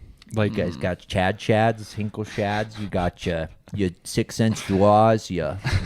What else you got? no Hinkles for us, but No. we're on the cheapies, Chads, Yeah. the lower end ones. I would love to get into it. Yeah, the wallet just doesn't. Oh, allow. totally. Yeah. Like, I need a whole new combo. Jesus. yeah, that is a bunny hole that I could dive deep into because I'm very intrigued by that. This guy spent many days on Leech Lake with a glide bait in his hand this last year. Yeah. Did you know? I just wanted to try and figure it out. And yeah, I just never. Yeah. I never really got it. I mean, I caught some fish doing it. I never got to the point where it was like, it's just a hard one to kind of crack. I don't know. It just takes time to figure. I think it's definitely a Just like massive timing thing. It's one of those deals where it just has to be perfect, and maybe not. Who knows? That's just kind of what my gut goes for. It just and the bit of time that I've spent behind it, it's just kind of you move a lot of fish with it. It's incredible how many fish like. To see what is in an area, that thing, oh my God. Yeah. Seems like a bait that'll win you a 1-day derby and lose you a 4-day derby. Yep. Type of thing. But 100%. you see Polnick, Jochimson, a couple of those guys know when to pick it up. And they'll just get, it's like a sea rig now where you ain't going to catch your whole bag with it, but you can get a few bonus stragglers or something. I guess we just got to keep messing with it and we'll get a couple of those. Yeah. We'll get a hang of it. It's crazy. I mean, how much that's taken off. I mean, you got a lot of kids at school like. We caught a couple key fish at James River on glide bait. Really? Yeah. There was a big storm that came in, and we ended up being right by the ramp. So we went to this just little spot. There's literally a circle of boats, probably a dozen boats in this little spot, just because hiding from the storm. And I whip out that glide bait, and I upgraded one time just right before we went in. Huh. Yeah, boats everywhere. Tiny little pool. Yeah, it was wild. Mm-hmm. And you missed another one. Yeah, I lost another. This was one. in like 10 minutes. Yeah. And the spot Boats was getting pounded everywhere. all day. Yep. Like I bet they haven't seen this fucking thing. Yeah. ginormous 8-inch glide. Yeah, Crazy. it's nuts. There's definitely something to it. I think it's one of those things where if we could figure it out, it would definitely be a deadly arsenal kind of a thing. But got to be careful with it too. Kind of. I don't know. How about mag draft? I like a mag draft. In especially like to me, there's a magic water temperature where I feel like I can put the mag draft in my hand and go around the lake and catch them. Interesting. Like between 50 and 60 degrees in September, October. This podcast is brought to you by my brother from another mother, my tournament partner, and the best rod builder north of the equator that still has 20/20 vision, Veselka Fishing and Customs, specializing in custom fishing rods. Your custom rod, the way you want it, because it has to be your rod. However, he has a wide variety to choose from, including his all-new for 2023 custom chicken rod.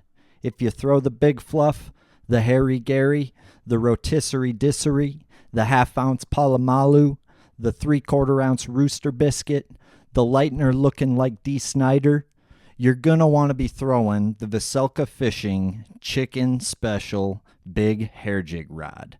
Mr. Veselka spent a lot of time on this rod, and it has the perfect action to throw, hook, and land those fish that you maybe pulled the bait out from because the rod was too stiff, or had them spit it because your rod didn't have the backbone. Well, the new Chicken Special from Veselka Fishing and Customs has worked to solve both of those issues, along with superior balance and quality components. So head on over to his website, veselkafishing.com. That's VOCELKA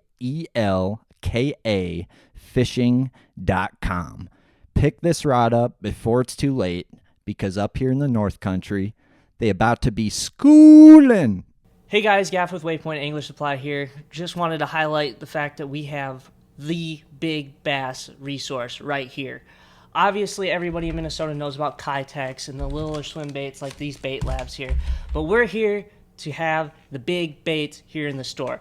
We got Huddlestons, we've got the dangerous swim baits, the jointed claw glide baits, and the bull shooter glide baits. But it's not only the baits.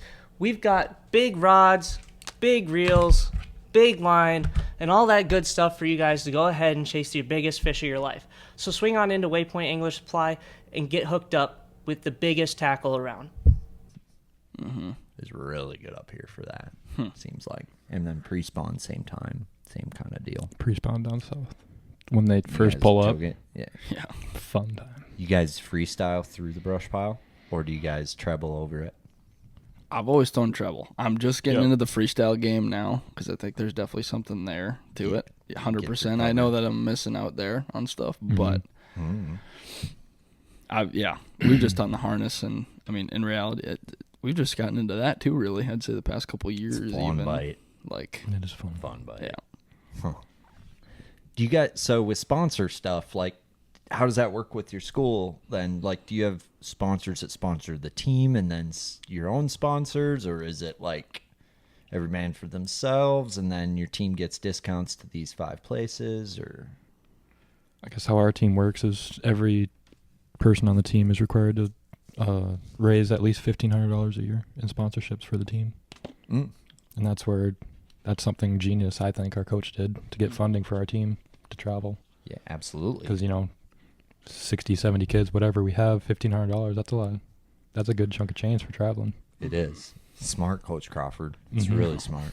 A lot of people, hate that they have to go raise money, but I think it's genius. I mean, what do you fish in college for? I mean, that's part of the game.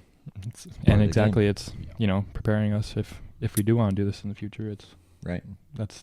If you guys are going to be the next Matt Robertson, you got to learn how to raise some money, get on some podcasts, do your thing. Yeah. Yep. Exactly.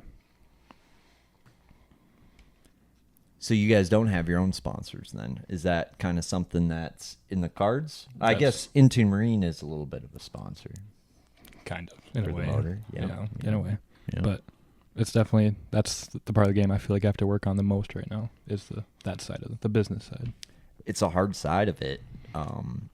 And yeah, it seems like everybody's got YouTube channels, all this stuff. And I guess, is that something that you guys think a lot about as far as like the future and how you're going to kind of That's what position we talk yourself? about that a lot, is how we're going to, separate ourselves. Yeah. Yeah. It's definitely, it's some young pup in the industry, It's tough to say, but it seems like it's such a saturated, like, even though it's such a tiny industry, it's like, it's tiny, but it's massive at the same time. Like, iCast, I was there 2 weeks ago, and that was my first time there, and that was so eye-opening to see, like, it feels massive, and then you go there and you walk around the showroom, and there's, like, the biggest people in the industry are there, and it's like, wow, this, like one screw up and like you're done in the industry kind of thing, where it's like all these people kind of know each other, and like That's why you guys are all nervous. I don't want to fuck up my one chance. No, it's not that bad. I mean, yeah, I might be a little extreme there, but We can cut it It's out. true in a way. yeah. We'll cut your demise out. Yeah. So we're good. No, but I mean, yeah, it's crazy to see that, like you said, all the YouTubers and stuff, to see how big it is on that side of things, but then it's so small, the guys who are actually like making a living out of it, and are not just making a living, but living comfortably. Right. And that's something that like none of us get to see, kind of thing, but you hear about it, and I don't know. It's definitely true. I mean, if you see some of it talking with some of these guys and stuff, and hearing some of the guys like BP, I know he's talked about it a lot, like the eating ramen, and it's definitely a true thing. I mean, some of those guys, that is one thing that's cool about the YouTube stuff, is a lot of those guys are starting to now like Lee, his stuff, where that's just like cut, like, Awesome. here's how it is. Yeah. Like, Yeah. yeah. Do you guys have a favorite like YouTube channel you watch, or like what do you guys watch for fishing usually? Watch For- anybody? You to guys wa- milking guys? Like watching the milking? I've never got hooked on his stuff. I don't know why, but I love BP stuff. BP stuff's good. Yeah. Like you said, that to watch the real side of it, Livacy's good at that. Yeah. Yeah. But then I like watching, BP and the Wheelers, because he does practice vlogs too. And I like, like, why does he move spots here? Why does he throw this? That's kind of what Wheeler's really good for figuring that stuff out. He's great. Hell of a fisherman. Mm-hmm. Yeah. A little bit controversial, but Yeah. hell of a fisherman. Yeah, I agree. Depending who you talk to. Yeah. Yeah. But prepping for an event, so there's a lot of things you can do. You got like Navionics web app, you've got Google Earth, you've got YouTube, you've got fishing reports, you've got Lake Link, you've got whatever the heck. What do you got? Do you guys have a theory on how you practice and go to an event? Do you guys do a lot of research or a little? We do do both a do a lot, lot. a Yeah. lot of research. I do too. Yeah. Yeah. Usually we both do our own research, kind of, on our own, and then we kind of pile it together on the drive there. Usually, Sure. that's how we do it. Where do you guys do your research? What's like Google Maps, stare at it nonstop Earth. in the classroom. Or Google Earth. Nonstop staring at it, and then any mapping, like going no through further like questions? We're yeah. good. You said too much already. Yeah. But So you guys prep pretty good for the events, and that's great. Yeah. yeah, we definitely know quite a bit about the body water Mm-hmm. before we get there. To me, that's everything. Is I want to know the lay of the land. It's like Pokegama. You know that this has sand on. You know that you know how the whole lake lays out, and that is a huge advantage. The same thing down south. That's a big Wheeler thing, actually. Really? Is understanding the lake better than any. Not necessarily where the fish are, but the topography of the lake, how the lake lays out, where the dirty water is, where the clean water is. It's a big deal. I got some. Go. What's your thoughts on how Minnesota compares to the South? Is it more spot related, pattern related? Like, how does it compare in your eyes? I think it's more spot related. Yeah. But I also think that the fishermen up here are really good. I don't know how it compares, like competition wise, because it seems like them boys down south are really good too. But it seems like down south, it's not as diverse, maybe, or maybe it's more diverse. I don't know. You could probably tell me that better. It's as diverse, I would say. I would say the fish move way more down south. I think fishing's harder, but they just don't. I would argue that it's not quite as diverse, just because you think of like Alabama, like those Coos River boys, and like they just see spots and largemouth. But then us, And you we look at can every drive one of an them? hour away, and we can go that's to true. a smallmouth Yeah. lake, we can go to a largemouth lake, we can go to a dirty largemouth lake, we can go to a clean fishing amount deep largemouth lake. I think that's what makes Minnesota anglers talented, and I think what equally makes us untalented down south is what you said, is more spots and pattern up here versus down south. Once you figure out something, it seems like you can duplicate the fuck out of it. Yeah, exactly. You can run with it. Yeah. The thing down south that drives me crazy is they hate using spinning rods. Despise it. And if they do use spinning rods, there's 20-pound braid on it. 20-pound braid, Man, maybe I 15-pound should- fluoro. I feel like I should do a lot better down there then. If that's what I'm up against. It's just Man. something I see. Like, there's It's guys on our crazy. team all the time. They're like, well, I caught 12 pounds today, but I did it doing a baitcaster, so I'm happy with it. I'm just like, dude. What if you could have got 17 Yeah. on a spinning pole? Yeah, like, it shouldn't matter, dude. No, it shouldn't. I'll catch them on it. I don't care what I have to catch 'em Exactly. on. That's how it should be. It's how you need to be. I agree with that.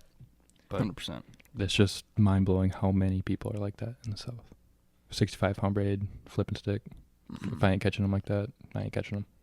Yeah. I don't mean this, none of this is in a way of like dogging on them, obviously, but No, they're all really good at what they do. yeah, they're very good, but they're very stuck in their ways. That's why they're really good at what they do, in my opinion, is Southern because, boys, like there's some guys that are like, if they're not biting a swim jig, I'll just go put it on the trailer.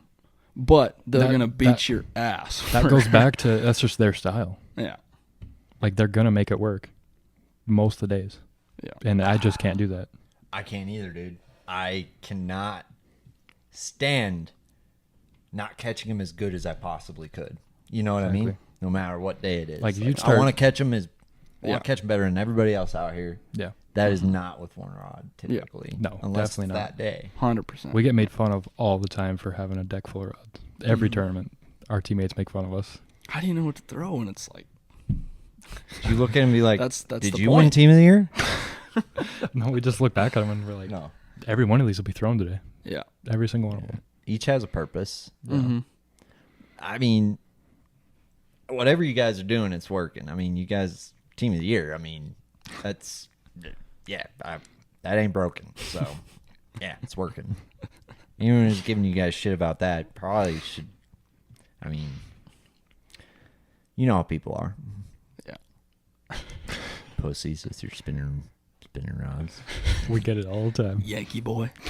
Yankee boy. Hey, Fothergill, is your vagina hurt from that egg beater hitting it in the vagina all day? Nice Ned rig, boy. Nice Ned. No, it's Bud. Bud? Nice net rig, Bud. Nice Ned rig, bud. That's what they'll say to make fun of us. So you guys get bullied Yeah, that's bad. a lot. No. No. It's just typical, yeah. We feed it back, don't worry. Yeah. We let them have it. Let your rods do the talking. That's right. Medium lap bends twice as far. Is a shaky head like a thing down there? Because I don't catch dick on a shaky head in Minnesota. Do you guys? Oh, yeah. We throw it all the time down there. Down there. Not- you catch them up here? Oh. But can't say I've tried it, though, to be honest. I don't know if I I've always- ever thrown it here. I always just throw Nico instead. I love a Nico. What's your go-to Nico worm? Biospawn. Plasma tail? Yeah. Really? You too, right? You know what mine is. Yeah. They don't make them anymore. It's the shaky snake from Berkeley. Do you see those things? Yeah, I got the next best thing. Next. Oh. I'll show you after. All right. All right. You guys fuck with the Slinko? The Slinko, yeah. That's basically a shaky snake that floats. Yeah. Yeah. Same difference, I guess, yeah. Yeah. I've never thrown it, I guess. I didn't Yeah. even think about that. But 3/32 ounce nail weight. yeah. Throw it out there. all you It's need. a little bulkier, so you can get that heavier Yeah. nail weight in there and just let her cook. Yeah. Yeah. Damn. Yeah. That's a good one. The boys down south will really be laughing. You guys pull out the Slinko. Oh God, they would tear that shit up. What's so 10XD, 8XD, 6XD, or die? Yeah. You guys ever mess with the sink in a crankbait? Like putting water in it? No. Yeah, but we've talked about it a couple times. A couple ledge tournaments we were talking about doing that. I got a couple over there you guys can take with you down south and try out. They're drilled out already. 1 milliliter of water in the left one, 1.5 in the right one. For real? Yeah. That dialed? No. Well, yeah, there's that much water in each. Absolutely not. So you just drilled it out and then filled it back in? And I told myself I was going to go to Lake Minnetonka and crank deeper than everybody and fuck them up. yeah. And I did it for 5 hours last year practicing for our tournament. Mhm. I caught one bass. It was a 5-pounder, Yeah. I think you told me about this. but I couldn't do it again. So it's all you guys. It's all you guys. I ain't figured it out yet. You remember when you came right next to me and you caught that one? Remember that? Yeah, that like spun you out, you said. I felt really good. I was like, ooh, I spun Fothergill out. I didn't think that was possible. Well, we were at like 3 fish, and what was that, like 1 o'clock? It was pretty late. It was pretty late. maybe- Dane was like rolling, and I'm like trying to cast my waypoint. Yeah. I'm just feeding line with my Nico rig. And you step like, on the back deck and set the hook. Yep. We were having a pretty shitty day, but, well, glad we did something cool, apparently. That was something. Because we were there for like 10 minutes probably. I had cool? It looked awesome. We had 3 fish. It looked So amazing. graceful. I was like, It even jumped right in front of our boat. That was the worst part. we didn't cut you guys off, did we? No, you came in and you asked if you could fish there, and I said yeah. I usually ask. Yeah, you did it right. Like, hey, It was Dumke, no do you hard think we should feelings. move and go 20 minutes up? Yeah, I probably should ask more. I'm just giving you shit. But no, it was all good. It was just Tonka's tough, dude. it's just etched in my memory for some reason. I thought you were going to live scope the fuck out of him and beat us, but apparently we got lucky. It's funny. You think I live scope so much. We think about this all the time. We talk about it. Like we get this. No, everyone does. everyone That's thinks how I, that. you. that's how I introduce you guys. Yeah. Everyone These guys thinks are that about us. professional live scopers. But I don't think you understand. Every derby when we get back, Yeah. scoped them, huh? Yeah. No, we're on the red route. Well, I can't. We You did scope a did couple. scope 'em. We We did scoped no. 1 out of our 10 bass. Yeah. But But We I get- mean, places where it's like it just doesn't play. Guys are all we're just like we're the live scope guys. Yeah. Everyone It's thinks just we funny just how we live got scope all the that. time. And I mean, I'm not gonna say we don't use it. I mean, it's on all the time because you just have to have it on all the time. It teaches you so much. But again, like we talked about earlier, you just can't get stuck in that thing because it'll burn you. It reminds me, I was going to ask more about the shallow water factor of that. let's hear it.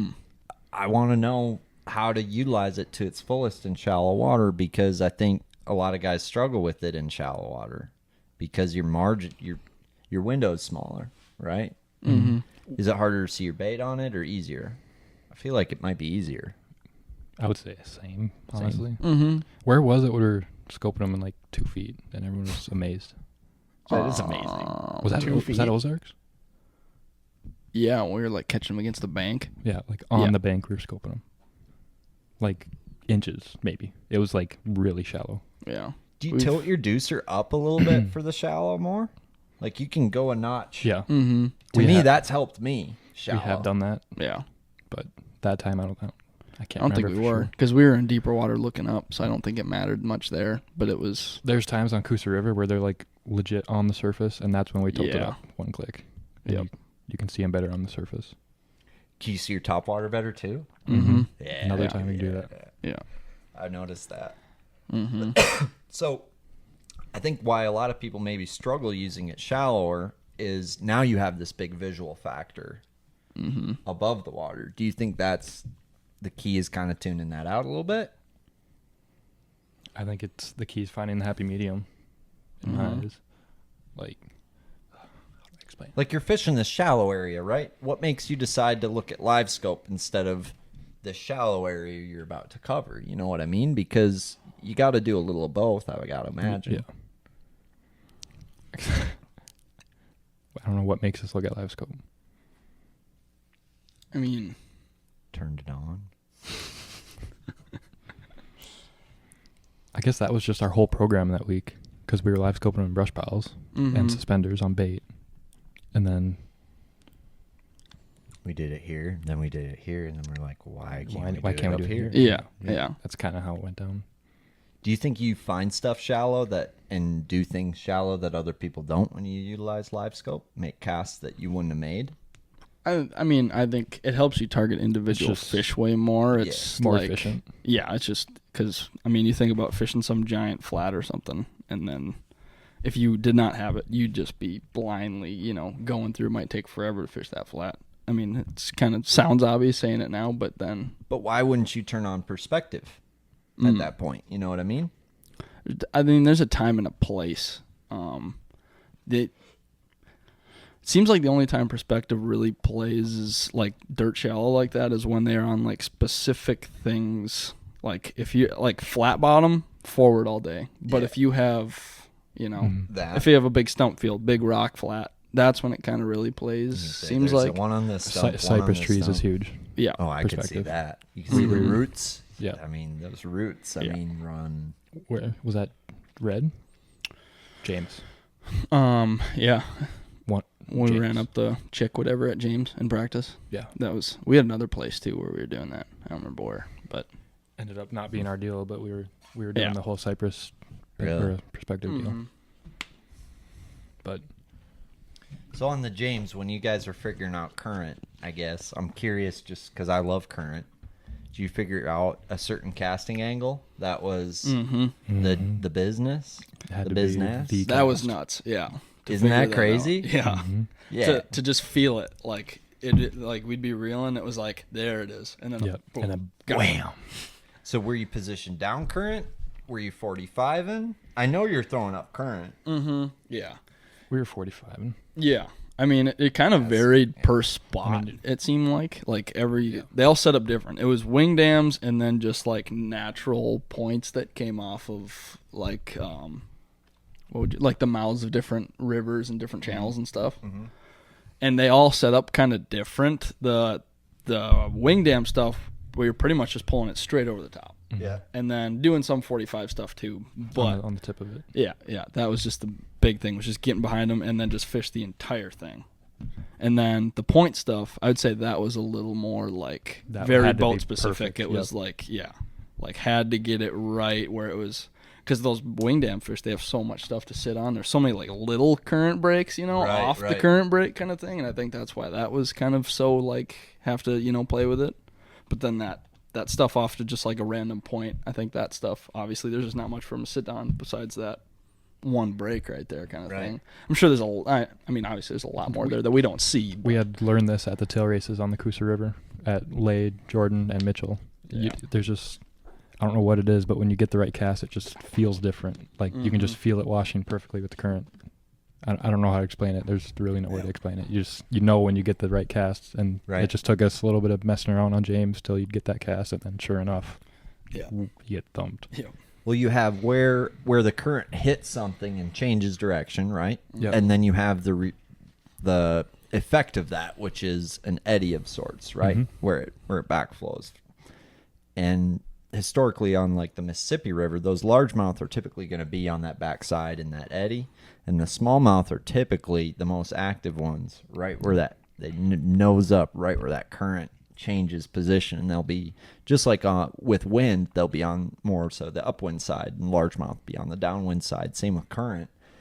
Did you find that to change at all when you go down to the James and there isn't any smallmouth? Like, would the active largemouth sit like a smallmouth would on some of that? Remember the ones in practice? You would set the hook and they would just like 5 feet in the air, like, and it would be like as soon as it hit the water too. And then the other ones you'd have to wash it just perfectly. The ones that were behind, and just like I said, you had to have that perfect cast. But the ones that were on the front end of the current, it seemed like it didn't matter as much. Just like chuck it up there and they'd just come get it. That's crazy. Yeah. I mean, he was just freaking out every time he got hit. He was like, dude, that's the hardest hit I've ever had in my life. And he was just the whole way in, he was just like, dude, you got to feel that bite. And it was nuts. This was at the time where Absurd. he had the crankbait, and like we said earlier. Yeah. And he was just, it was eye-opening for me. We don't need to share it, but I mean, can't be that secret a crank. No, it was a Rocco. Yeah. OG Rock. Oh, yeah. Yeah, okay. Anything. That wasn't out yet. Really? Pre-order? You just pre-ordered them. No, Wire I to think fish. they You were get a few just- extra perks. They at Wire just- to fish. they had Got just it. came out. I think they had just came out. Boss just But- got a pack. He sent me one. It was like super like, or at least maybe it was probably just a confidence thing too, but it was like color.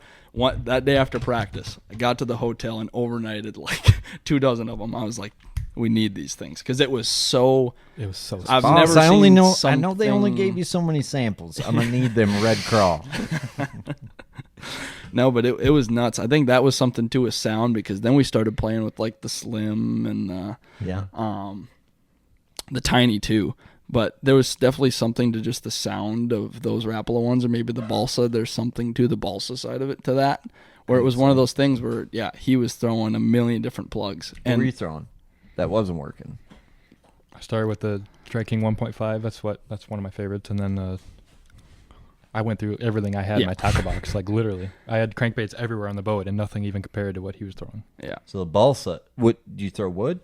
Throw the wood at him? I did throw some wood even. Mm-hmm. It was just something with the way it rolled over the rocks or something. Yeah. Sound. I don't Triggered know. them. Yeah, it's weird how that works. Plugs are kind of like It's plugs crazy. have a little magic to them. Yeah. I think When you It's get 'em like dialed in, when they're you get the magical. right plug in your hand, it's Yeah. like look out, baby. That was, I would say, a plug is something we didn't have any confidence in before we came to school, and now it's like, it's definitely one of the first things we pick up everywhere we go. It's probably my favorite bite in the world, and I was anti-plug for a long time. I'm pro plug now. Yeah. Definitely pro plug. What's your bait you feel like you need to work on the most, or get confidence in? I would say it like anything in the middle of the water column, and I feel like because that's been,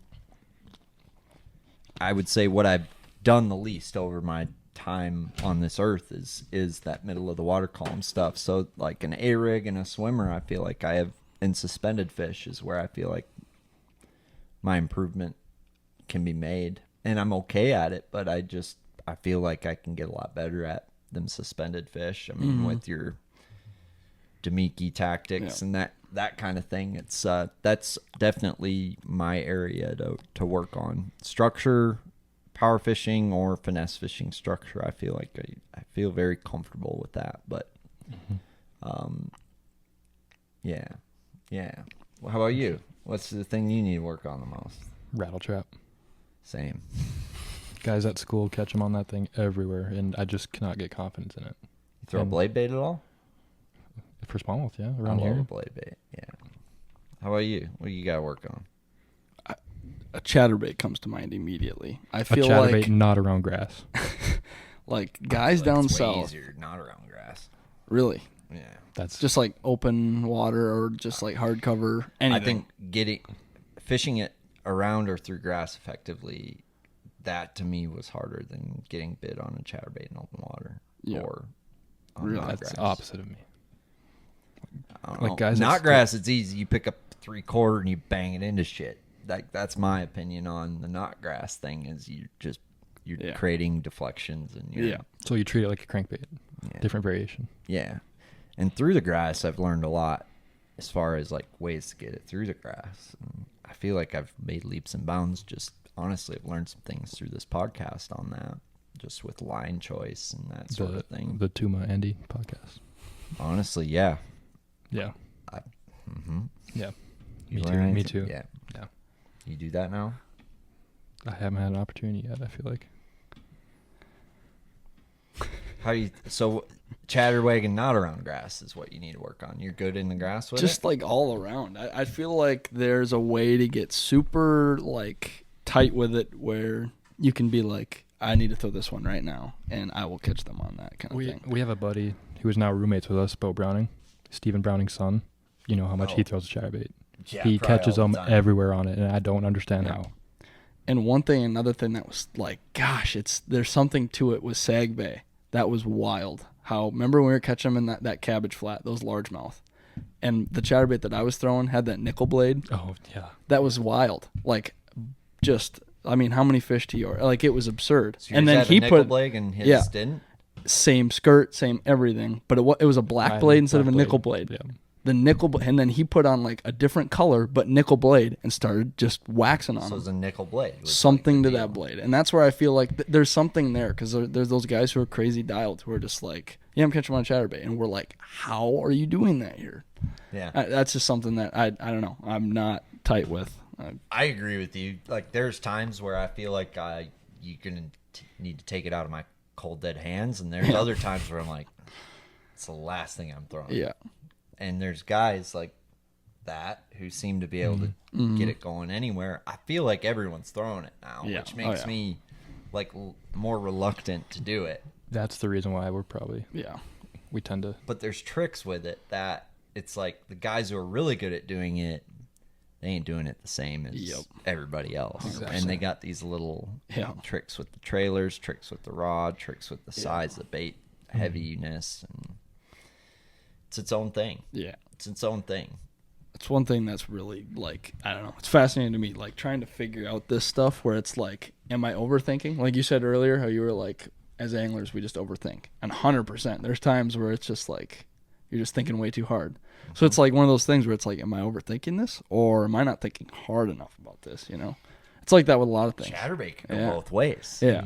Because it's definitely like you're thinking too hard, boy. It's a vibrating jig. Yeah. You reel it right through, and then and a half turn and a full turn, and you get them. And then like talking to Keith Tuma and some guys who like seem to be pretty dialed with it. It's like, no, there's a little more to it than that. And, yeah, everyone's throwing a chatterbait on this flat, but I bet nobody can get this chatterbait through this and with this setup, and it's like kind of changes your whole frame of mind. I feel like a lipless crankbait's actually really similar with guys who are good with that. There's certain lipless crankbaits that are really good for that colder water phase, like yo-yoing type style, and then there's the I'm sure it's just like jerkbait too, like we're talking about, different sounds with every single one of them. Probably, yeah. It's probably has to do with sound, how they come through grass, how they fall. I mean, you got the red-eye shad that's got like the shimmy on the fall and shit. But I've had days with the lipless crankbait on Kentucky Lake where I'm throwing the same one as Doug, and he's out fishing me 10-1, and he's literally just letting it sit a second before he reels his slack up when he's pulling it. Like, and it's like weird shit like that, and you just feel like the worst fisherman until you let it sit for a second longer, and it's like, oh, I'm really good now. Okay.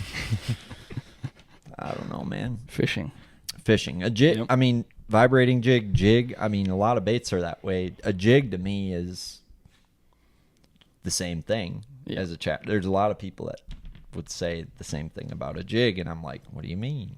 But you're probably the same way with the jig. I mean, definitely lots to be learning about jig. Yeah. So we've covered a lot of things over this time together. We've learned the hot crazy matrix. Changed my life. I've learned a lot about livescope, and I feel like I felt like there's more to it than that. And you guys relieve me a little bit, because it's like a lot of people think these kids are just wizards with livescope and like just sniping all these fish, and I think you guys might be human, which is relieving for me because The biggest thing is just knowing when to use it. Yeah. right. The biggest thing. When I asked the alien question, I was about waiting for you guys to say, you know, they've been here 24 years, as long as we've been here. We're from the planet of whatever. But so you guys are going to Pickwick now. Mm-hmm. What's the date of that? August 10th through the 12th, right? It's probably when this podcast comes out, right Sweet. around then. So we'll be rooting for you. The galaxy is ever expanding, and it's rooting for a big Pickwick bag Appreciate it. for you boys. Thank you. So yeah, Thanks for having us. Yeah, thank you. you're It's welcome. been This has been fun, fun. Yeah. both of you.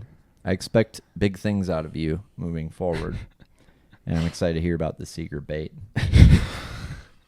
Who said you're hearing about it? I'm sorry. Thank you, everybody. We're gonna go now. Bye now.